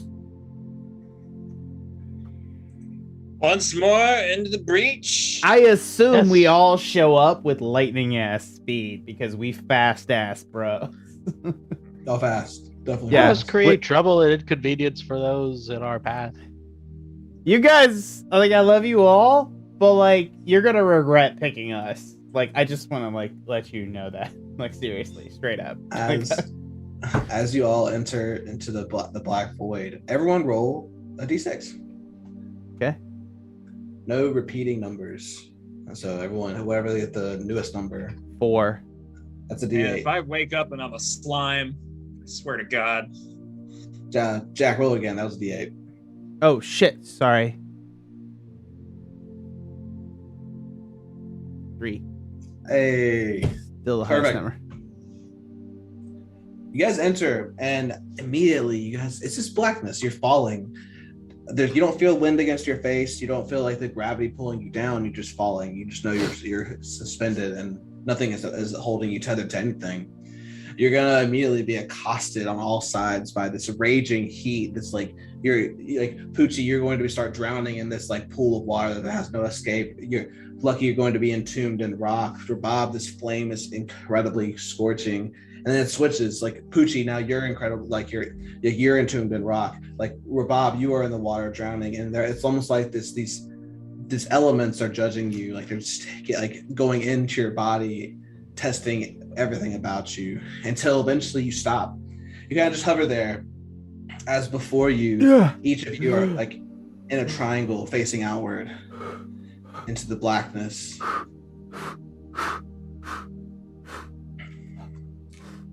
Push. Oh, goodness. That felt different. That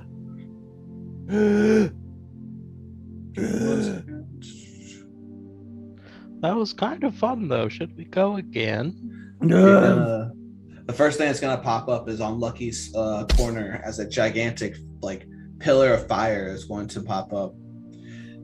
You hear nothing. Like it's just this pillar. I hear nothing. Sorry. Well, but like you feel the heat, you see the flames. It's raging. This inferno is spiraling upwards as it kind of just coalesces and like continues to writhe. Next, Rabab, you're gonna light up this green aura as like you're gonna actually start standing on Earth as it pops up in front of you, as it starts attaching itself all over and spiraling around your body. And then Poochi, you're gonna have the water as it kind of flows under you, like you're skating on top of this like whirlpool. Your body, the water itself will form a halo around you as it continually like circles, and until all at once each of them coalesces onto a certain part of your body. The fire is gonna congeal right onto your chest, Lucky, around to the heart. You're going to see this flaming mark come up, and you have this ability. The rock itself is going to start going onto your legs, Rabab, as you look down, as you feel hardiness and strength coming from the roots you form. I dirt. And then Poochi, as you see the sea around you, or the water just envelop you, you start understanding its calmness and its fury. As this one forms onto your fists. Oh goodness.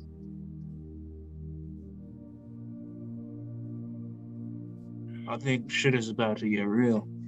Yeah, we're gonna go fight a goddamn god. Let's do it. Immediately you're back out into the feasting area. All the gods are just like, well, what happened? What happened? We got some sick new tats, man. And I show mine. Have been touched by the elder gods to give us power and their blessing. If anyone else can help us, we have been touched by the elder gods. We have been touched by the majority of you. Give us your blessings and let us give us your boons so that we can help and fucking clear this shit up. And then we're gonna go find Mistra. We're gonna kick Ogma and tell him, bitch, knowledge ain't everything. That's what we're gonna fucking do. We'll use the power of ignorance to save the day. Fuck yeah! Somebody open a beer. As you guys they love that speech and they're very enthusiastic. Fuck yeah! Like we finally we'll have some hope that this is actually gonna work. Gond is gonna go up to you, Lucky, and say, "What is this mark?" And if you show him, he'll start explaining it. I'll show him the mark or the first flame. That is the mark of the first flame. The one that started the progenitus, the flame kindled long ago when the dawn of humanity, or even dawn of time. I'm jealous. Pontus will go up to you, Poochi. Oh yes, she'll show you that she has one as well on her left fist. It pays off in dividends, trust me. We're water friends now. She'll hold out her fist bump. Yeah. Saroli will go up to you and say, yes. I actually learned under the first rock, and she'll lift up her skirt and show you the same tats. It's a mark that truly means that you're grounded. Yeah, I get you. God, I apologize that I did not come to you. You are a master of creation, and I seek to create things as well in my own way. We have both been touched by fire, and I hope you don't hate me for that. Do you have a word that you'd like me to give to your representative on Earth? You know who? Council of Nine? Yeah, Uglad. I don't think you made it, friend. Honestly, with as much ire as I had with the council, I'm still sad by that. His creations were pure fire. Do you know if other me made it? Other you? Oh, the clone you made. Yeah. Well, technically, I didn't unleash shit on the world, but yes. Pontus will whip out it's like a sash whip and with a handle and swirl it around to make this little portal. It seems he's alive. I mean, how is he doing? Is he evil yet? He's surrounded by others. Doesn't seem too bad. It's not been 24 hours. I mean, actually, I have no idea how long we've been in here, to be honest. But there's like time dilation or some shit like that.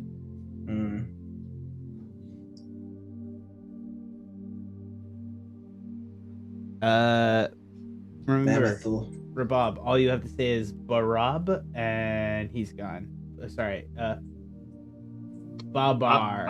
I know how to say my name backwards, but I think I have to be like in range or something. No, there's literally nothing. There's no rule about that. Say it, period, and he's gone. Well, we covered this last session, I thought. Oh, maybe I'm missing it. Sorry. Yeah, you definitely know that he said it, and it was out of range for him to hear it. He does have to hear it. Okay. Mammoth, I think it's time my friends actually go back. Though right. I fear it won't be the same as when you return. Don't try not to lose hope.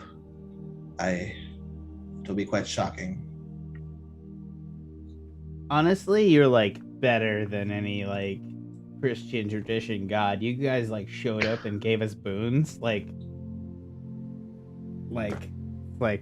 Islam, Judaism, Christianity. You're all better than that shit. Bye. I mean, sorry. The Armageddon is approaching, though, so dire times. Hey, anything you could do to help us kill that big ass demon or send him back to where he is? You got a return stone or a Ghostbusters trap or something we could pop on him? Sadly, no. It seemed the ritual that binds him here counteracts every ritual that binded him to the 9 hells. All right. So we gotta go find the ritual that binds him here, and we're gonna kill that shit. Right, Poochi? Right-ho. Bob? We are going to make violence. Yeah. Let's go murder some bros. Or demons. Hell yeah. Not really bros. They're not. They don't deserve beer, right, Pooch? No beer for them. Only bloodshed. By the. All right. Mammoth is gonna start. He'll bring out his gigantic mallets, like gigantic war clubs. Clap them both together like a couple of times. Some kind of like canceling ritual as you guys pop out, and you're taken immediately back to the his abode. Oh yeah. Am I still holding the pipe? Yeah, you are, because you're the last one to have it. I'm gonna reach over and like lean in and take a hit at like one last hit out of that thing. Just like, damn, some good shit. And I'm gonna reach in my pocket to make sure the coin's there. Yes, you'll find that all of the boons that you received are still there. Oh damn, dudes, that shit just like happened. That's some good hash. Oh, that's real. That was very real. When smoking pure ambrosia. Damn, I don't even know how you smoke ambrosia. I thought that was a liquid. Jesus Christ. Wait, are we doing crack? Poochi will open up his gourd and take a sip to see if he's actually managed to smuggle the good stuff out of heaven. Yeah, your mead is full of the heavenly mead. We have mead from the gods, and we'll have it forever. D20 is a 5. We just need to. No. Hold. Don't drink it. Don't drink it. Don't drink it. We gotta taste it and we gotta recreate it. Right? Okay. I roll a 5, which probably is a bad sign. Yeah, man, you're addicted to that shit. It's crack. I'm just kidding. Shit. No, it's not. I'm addicted to having an audience with the gods. Mammoth is gonna look to you all. Well, he's gonna start gathering supplies, pack up his war clubs. He's gonna get a fresh set of war paint on, or not on, but like have his little stuff in his pouch so that he can do it when he gets there. Are you coming with us? Yeah, it's the end of the world. Yes, yes, this is gonna be great. Where do we go? To kick some demon butt. The cliff's edge. Do you know how to get there?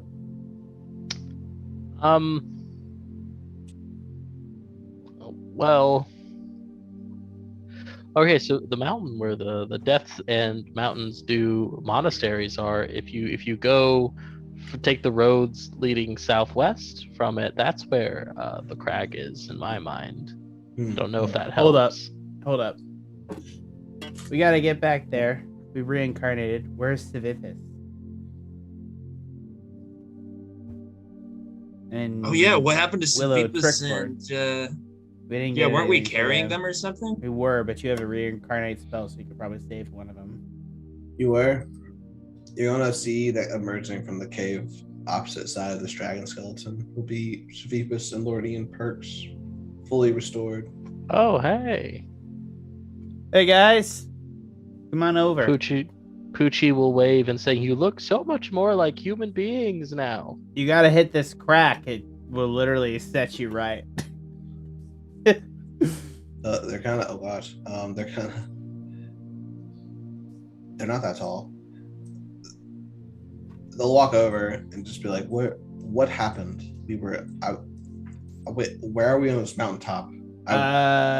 Dude, me. Oh my!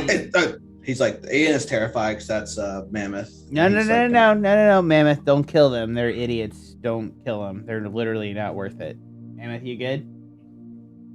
You good, bro? Oh yeah. Oh, I'm fine. Yeah. Oh, and then why would you crush what you don't even need to crush? Like, they just are terrified by your presence. I wasn't. I want to make sure. I didn't want you to have to trouble yourself, I just want to help. Yeah. Sorry. Oh, I think you're gonna help out a lot. We're gonna try. Look, we met Mammoth. He took us to the gods, and they gave us a bunch of help. And now it's yours and ours destiny to go stop Nezubulu from destroying the crag. And we're gonna fix the crag because there's a lot of shit that the gods told us, and you should just listen to us from now on, to be entirely honest with you.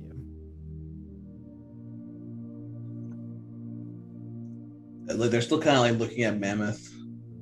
And when all of this clears up, Cliff's Edge, we're in charge. Yeah, we're in charge now. Mammoth, can you threaten them for us to tell them to listen to us? I would really appreciate that if that's cool. Yeah, you work for Poochi now. I mean, I don't know what to tell you there, friend. It seems like you guys work for these three.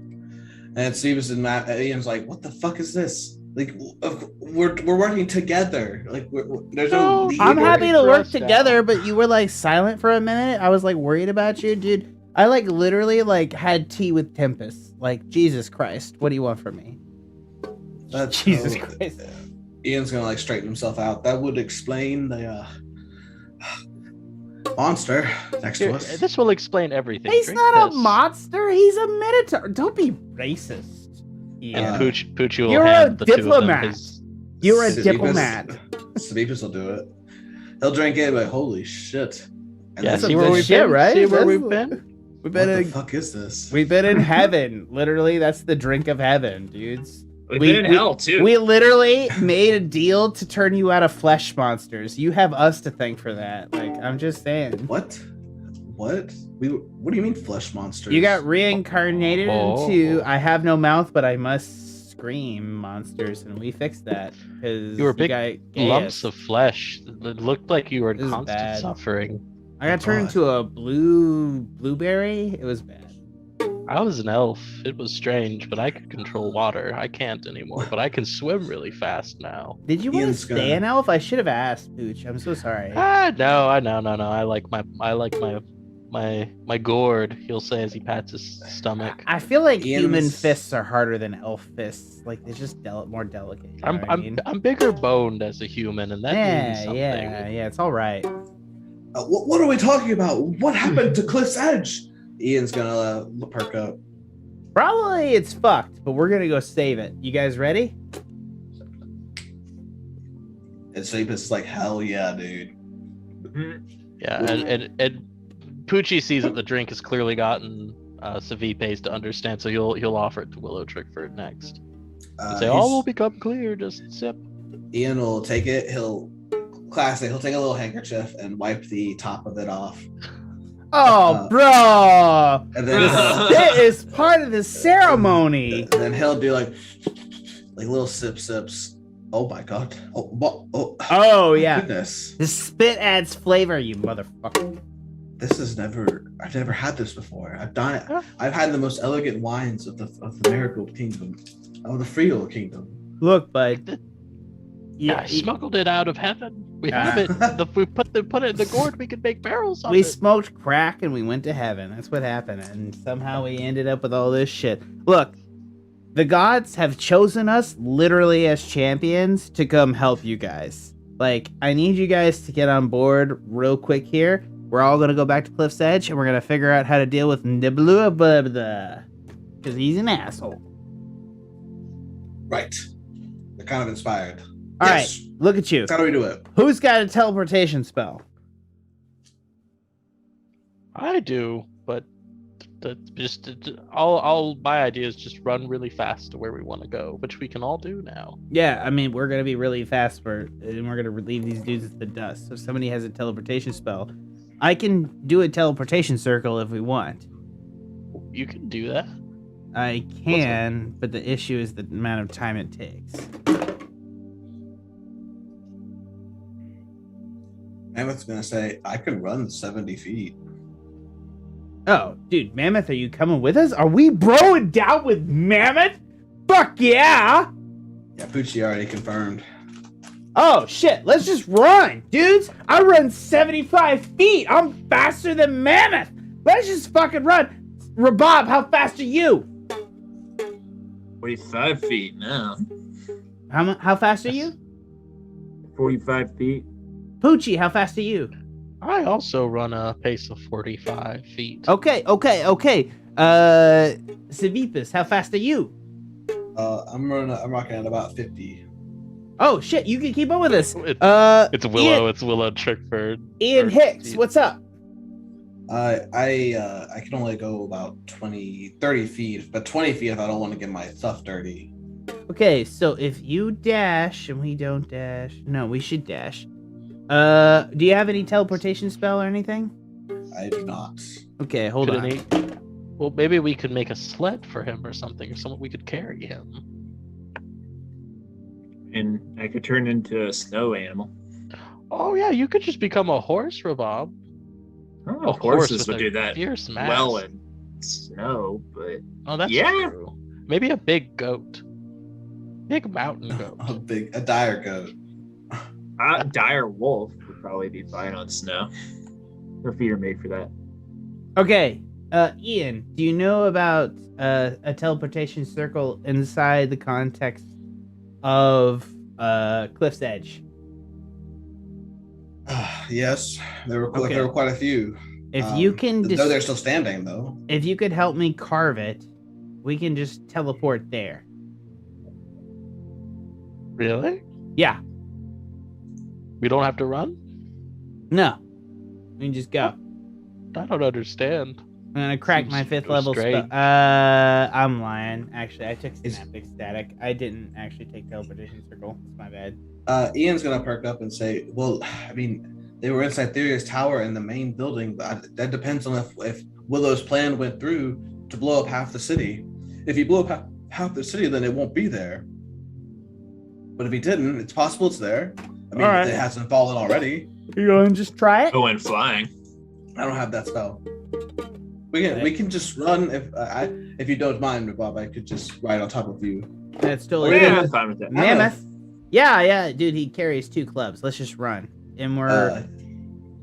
Mammoth is not going to let him ride him. Okay. Rabab can carry him, and our lowest speed with a dash is 90 feet per 6 seconds. Who am I carrying? Ian Perks right here. Oh yeah, I can handle that. All right. So with Mammoth leading the way, you guys run after him as he leads you down the mountain path and on the way to Cliff's Edge. You guys are gonna wait there, or it's gonna take a couple. You guys travel straight through, like not stop, or it's gonna take like a couple days to get there. Hold on. I can figure this out. We're literally running at 70 miles per hour. Mm-hmm. So then I'll rephrase that. It's pretty fast. Yeah, I was about you to guys say. are gonna be there you guys are gonna be there at the end of the day. Hey, pretty much a long rest. Hey, I love you, Bubble Butt. Oh, Nice. Drunk, go home. Just kidding. I am drunk. Yes, sorry, I called you that. Yeah. So, I love you. I fucked up. the end of an 8-hour period. You I'm guys do that. definitely But gonna guys, hear about calling her that later. I'm so sorry, guys. you're fine. Where do you guys go? You guys approach the city, so I'll describe what's happening. You'll come into it and you'll see the familiar side of the abyss of the pit. You'll look across the expanse and see a crumbled shell of what you notice the city is just like this decayed, blackened, crumbling mess of what used to be this like home of millions of like not millions, like hundreds of people. You'll see that it's like barely hanging on by one teetering thread that's been intact, but you'll see that the outer layers of it have in fact fallen down. It's like a thinner version. Imagine like a hot dog through a couple of mini donuts. It's like you can see parts of it crumbling off back down into the abyss as you approach. However, you don't see a lot of light from it, but you do see light from a small clearing in the woods to the left of it or to the east of it. I'm gonna I'm the fastest of everybody because I have 75 feet, so I have 150 feet of movement with a dash. So I'm gonna go out in front and it's like, to the left, where the Druids are, and I'm gonna streak around and hopefully Mammoth and everybody will follow me. And Bob's carrying the dickhead or the dickheads. Yeah. You guys pull off to the left and find yourselves coming onto this scene. You'll see that this is where you used to know the Gladetender's Grove to have, but where there was a bulbous purple flower with ornate colors and wasping spores. It's a burned out husk, basically a gigantic hole in the ground with plant matter, making makeshift barricades. The crumpled roots serving as pathways. People, what's left of Cliff's Edge is here. I'm gonna zoom in to the middle of it, and I'm going to use a minor illusion to create a firework over my head as my companions arrive. The heads of Cliff Edge have returned. Ian Hicks and, of course, who was the Savipus. Everybody, who's got an update for me on the situation within the city? Now! Here! Now! Do you want me to make a persuasion? Yeah, make an intimidation, actually. Okay, I'll do that. I'm less good at that, but I'm still pretty good. 16. Yeah, pretty good. Everyone it's kind of disheveled. Like everyone's kind of just like looking for anyone to lead them. As you do, these two guards are gonna usher you. Oh yeah. The council, and he'll come back and he'll run off to this little clearing back here. He's letting everyone know that you're here, but you see exactly where he is. Yeah, I'm gonna walk over to where he was and see who's there. I obviously see that we managed to save Trig Leafweaver. Yes. And who is this woman next to them? So you guys walk up and you're able to see some familiar faces. You'll see Trigville Leafweaver is here. Willow Trickford is here.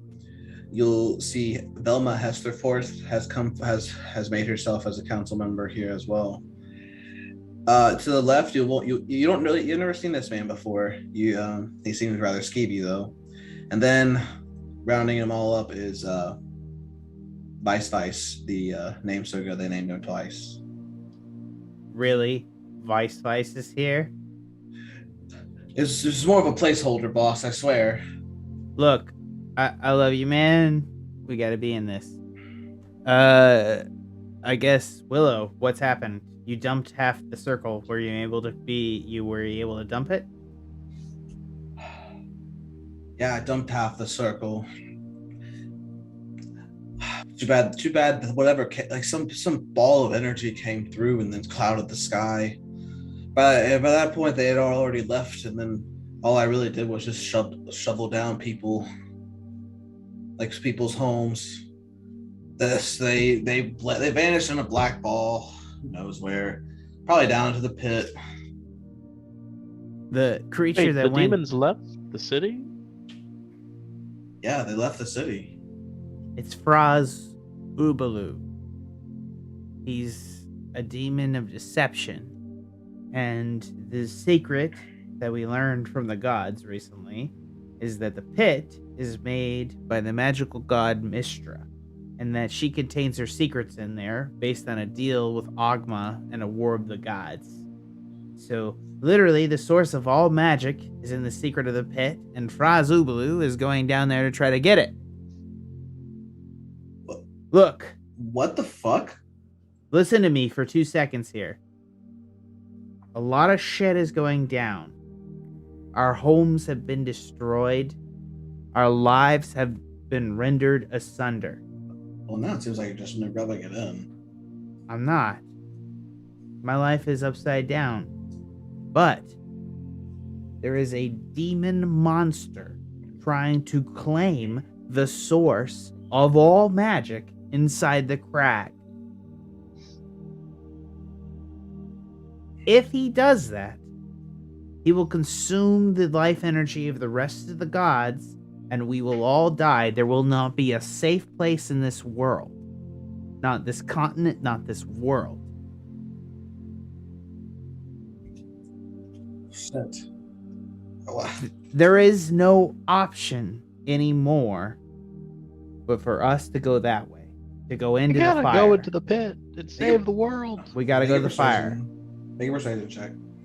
I'm definitely gonna use a luck point here, but let's see what I got. Poochi will 20. try to assist by just holding out his gourd and saying, "Here, drink this, and it'll all be clear." Can I You get use with advantage? Yeah.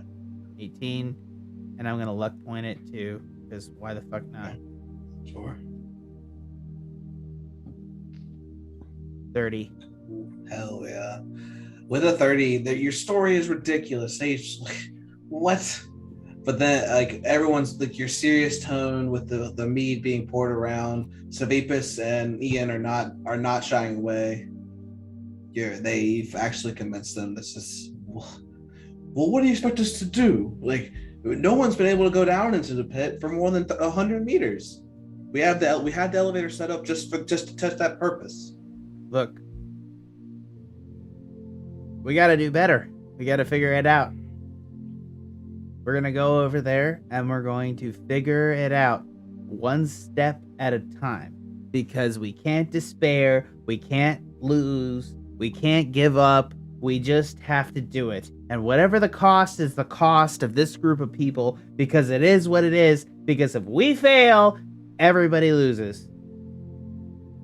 They don't get to know what's going on here. They don't get to know that the world is ending. They don't get to know that a demon lord is consuming all magic and going to end everything. They don't get it, but we get it, and we're here.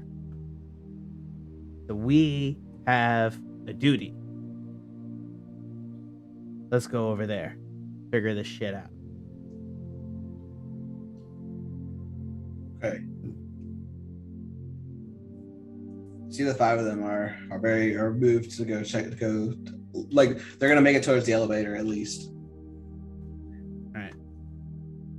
Well, as long as I got Velma and all the council members, I don't really give a shit about everybody else. Let's go. You see, as you leave, you see Genuine Gerald Dickinson talking to Eugene, the local drug dealer. I'm gonna look over at him and it's like, Genuine! How you doing, sir? Terrible. I've lost everything. Well, if you got anything on your person that could help us heal a person, it'd be worth it to let us stop the world from ending. I don't have anything. You blew up my car. And then I was, first off, I wasn't there because I was a Tyrannosaurus at the time. He has no idea it was me. Just saying. it's not like he could have. It's not like he couldn't seen you trying to perform a spell. It's fair. You guys are going to be ushered forward. You're going to see you're going to get to the edge. You're going to get to the edge of the cliff, looking down into the pit. you'll see it's an elevator that's pretty like it's made of wood, ropes, very taut, very strong. It's been used a lot, but it just seems like a basic elevator that's gonna like a pulley system that people will lower you down into.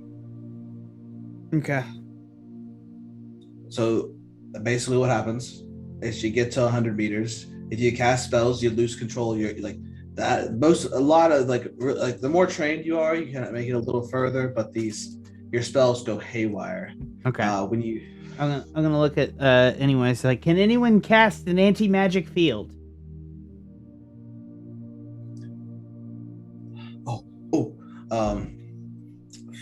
What's her name? Vice is gonna have an idea, and he'll run back, and then he'll come forward and bring back Fatten and Mago, who has survived. Fatten! Oh my God, we need you desperately. Get over here. She's depressed, sunken eyes, sullen. Her hair's grayed. Fatten, look at my eyes.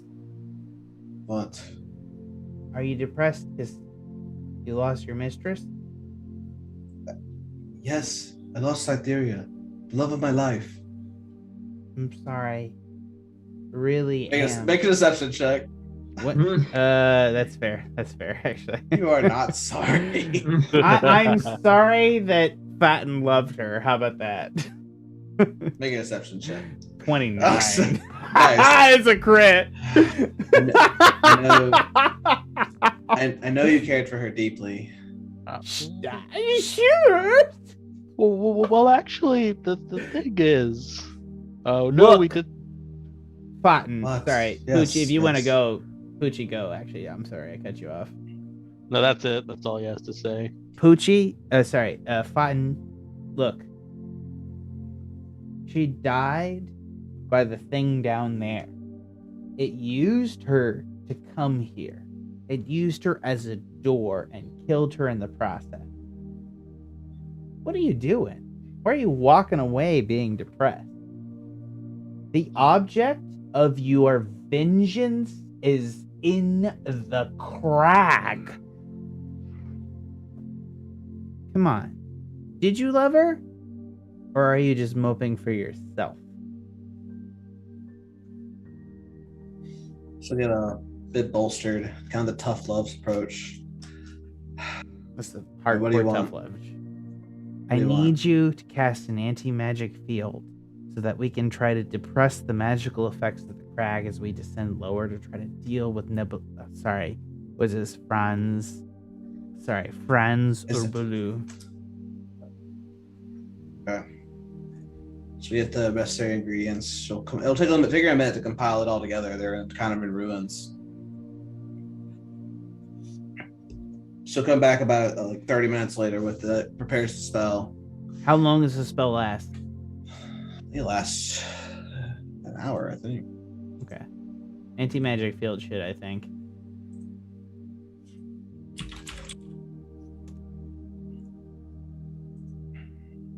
Yeah, the concentration up to an hour. Yeah, so she'll bibbidi bobbidi, and then it's done. You guys have an anti-magic field around you.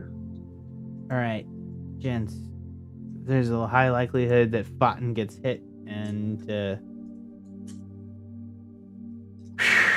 if that happens, our magic is going to go out of control, and it's going to be against us. So we got to rely on our divine elements and try to get out of here, okay?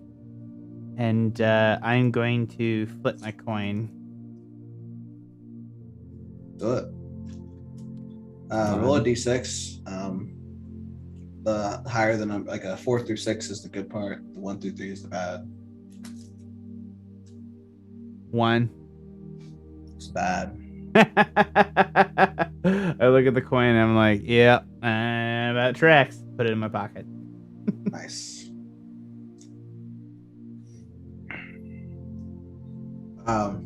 I assume you guys worked with gods that actually gave you useful items. Fuck yeah. Yeah. Oh, fuck yeah. Incredible. All right. Willow's gonna look to you. We don't know what's down there. Your bravery will not be forgotten. Fuck you. You're coming make with me, sure of right, that. Willow? Hell no, dude. Oh shit. Savipus, look, Ian, are you guys coming? No. What? What, you drank from the gourd, you understand? Literally, like, you guys realize if we fail, you die. If we don't fail, like, you know, you live. Like, I understand. But if we go down there, we also could die. Like I've seen people go down there, the toughest gladiators of the city, and then not even bother. I hear their screams echo and then die. We don't know what's down there.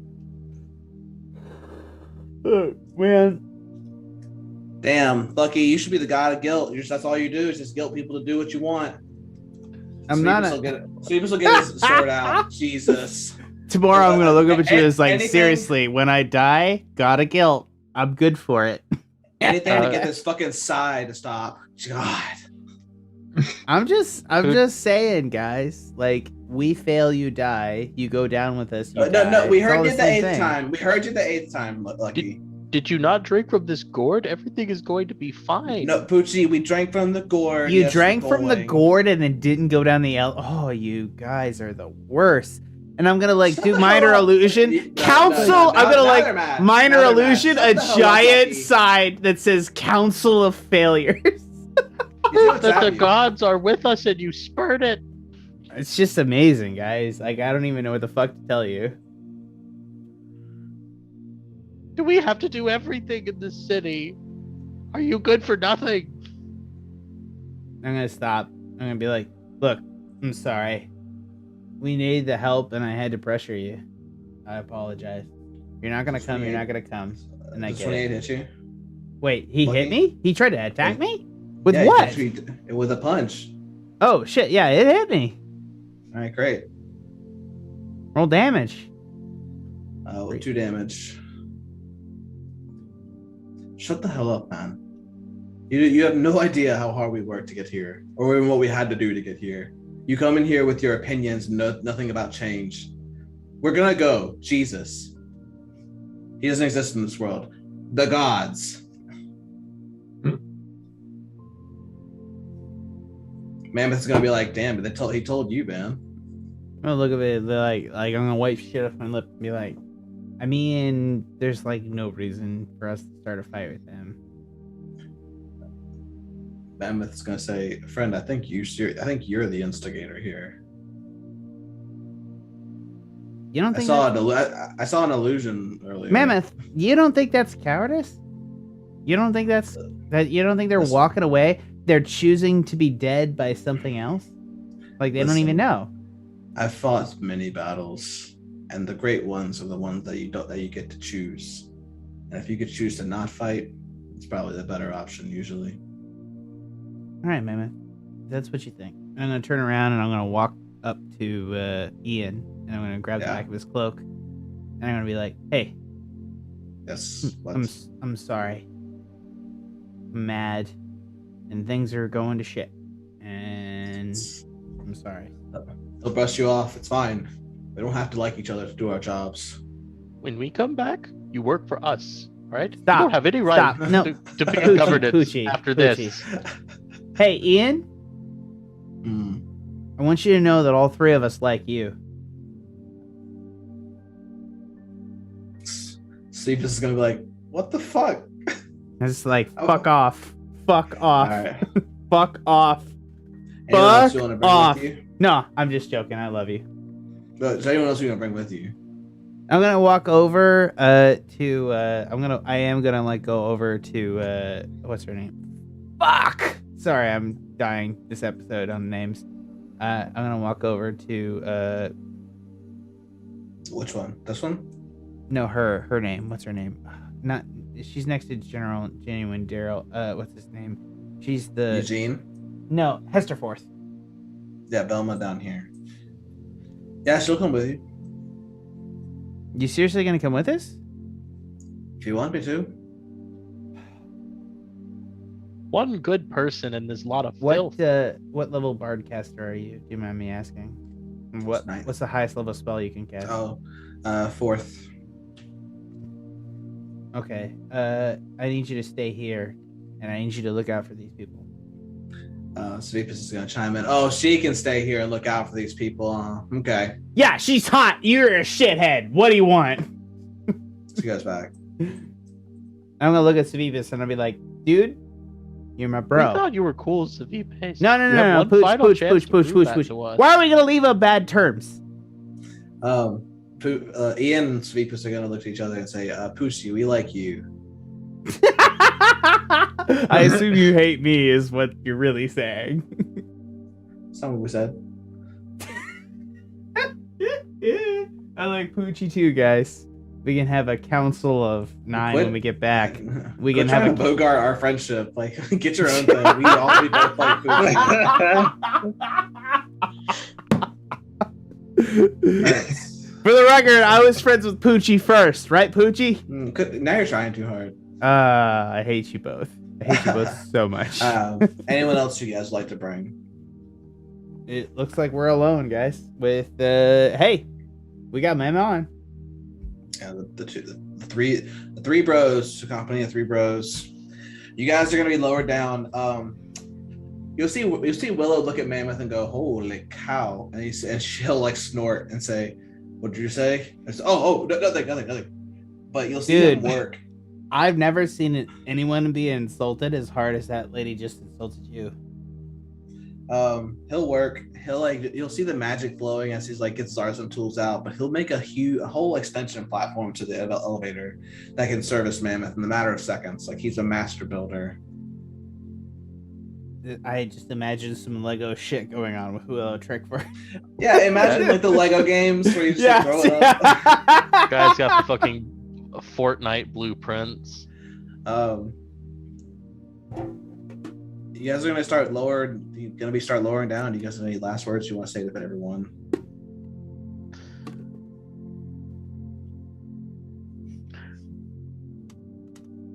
Poochi has nothing to say to them. His disappointment is immeasurable. I'm gonna look at Poochi and be like, dude, tell everybody to drink.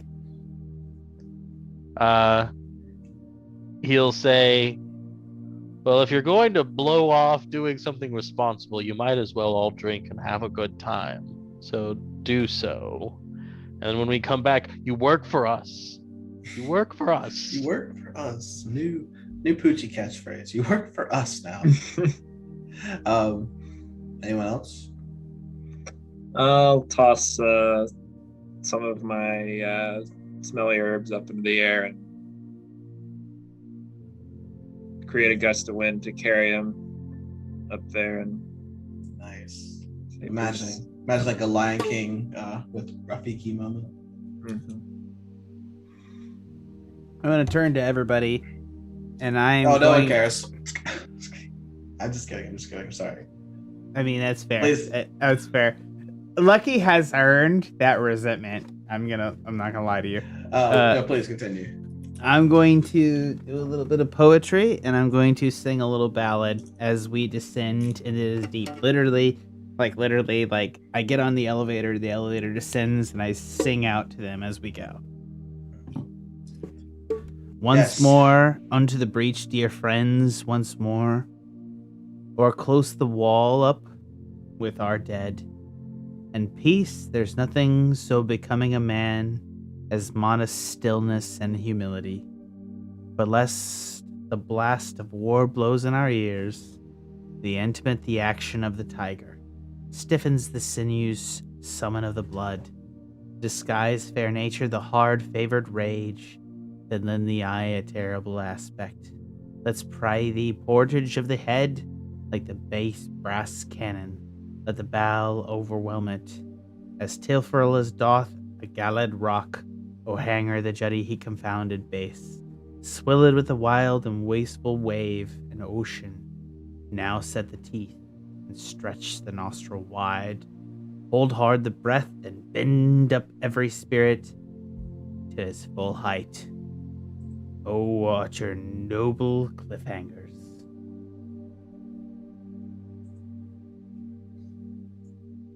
Darkness is going to start enveloping you. It becomes claustrophobic, like suffocating. and you guys are slowly going down meter by meter. No, everyone's on edge. No, everyone's kind of like doesn't even know what to expect. Nothing's accosting you. You're just really just hearing the slow creaking going down. You look out into the vast expanse and see the shimmering purples of the anti-magic field kind of still holding as you keep going down, slowly and slowly, until you see a burble of magical energy from the anti-magic field, and then another burble, and it seems to be fluctuating. You see a crack in the anti-magic field, and that's what won the session. Congratulations, guys! You guys are made it. You guys are going into the Crag. Gift to the gods. No, Really, everyone's respect. And we're level 10 too. Wow. I feel like I flipped the Wait, finger what? to 99% of the Crag, and I'm not upset about it. Honestly, You are, in fact, level 10. Wait. Oh, shit. shit! Magical Secrets Part 2. We got Paladin spells, bitch. We're gonna get all the radiant damage. We gonna fuck some demons up. Let's do this. Oh, holy weapons incoming, or something worse. I can like cast magical holy weapons on you. I can make your fists radiant damage, Poochi. Let's do this. During this time also, if you have the ability to cast spells, you can work with me throughout the week, and we can create your own spell as well. You guys have earned the ability to make it your own custom spell from the Crag. Poochi, unfortunately, you can only get access to level 2 spells, but you can cast a level 2 spell. Holy shit, I am going to bestow curse on so many people. I'm going to curse Batten. I'm going to curse fucking... just literally every council member. I'm just going to give them a curse. I'm going to give them fucking warts. And I'm going to give them fucking erectile dysfunction. Everything. So yeah, they're all going to think about that. Yeah, think about that over the week. I'm gonna think about all the ED I'm gonna give people. Yes. Sweet. So what were you saying about second level spells? Poochi doesn't. Yeah. So you've been like in the magic, like in tune with the magic enough that you can cast a second level spell of your choice. Oh, nice. Okay. But this is not a custom spell. This is just a spell. You can make a custom spell if you want, but keep it. If you're gonna make it like that, it has to be like a level 2 power scaled. Yeah. Okay. Yeah. All right, cool. Is that like at will or once per day kind of thing? Probably once per day. Okay. Well, we'll work on it. It could be at will if it works out for the power scaling. Okay. So yeah, for everyone here at the Pen and Paper Pod, thanks so much for listening. As these guys have gotten every bolster and buff possible to fight off the final boss in this dungeon. We hope you can stick around for it. This has been an extension of the Tuscan Shed Media Network. As always, I am your DM Tanner. Joined as always by Jack, playing Lucky. Sick legs. Wolt's playing Poochi. Goodbye, everyone. And Trevor playing Rabab. I almost said Rabab playing Rever, but it happened. Anyway, I've done it. See y'all. Hope you have a good week.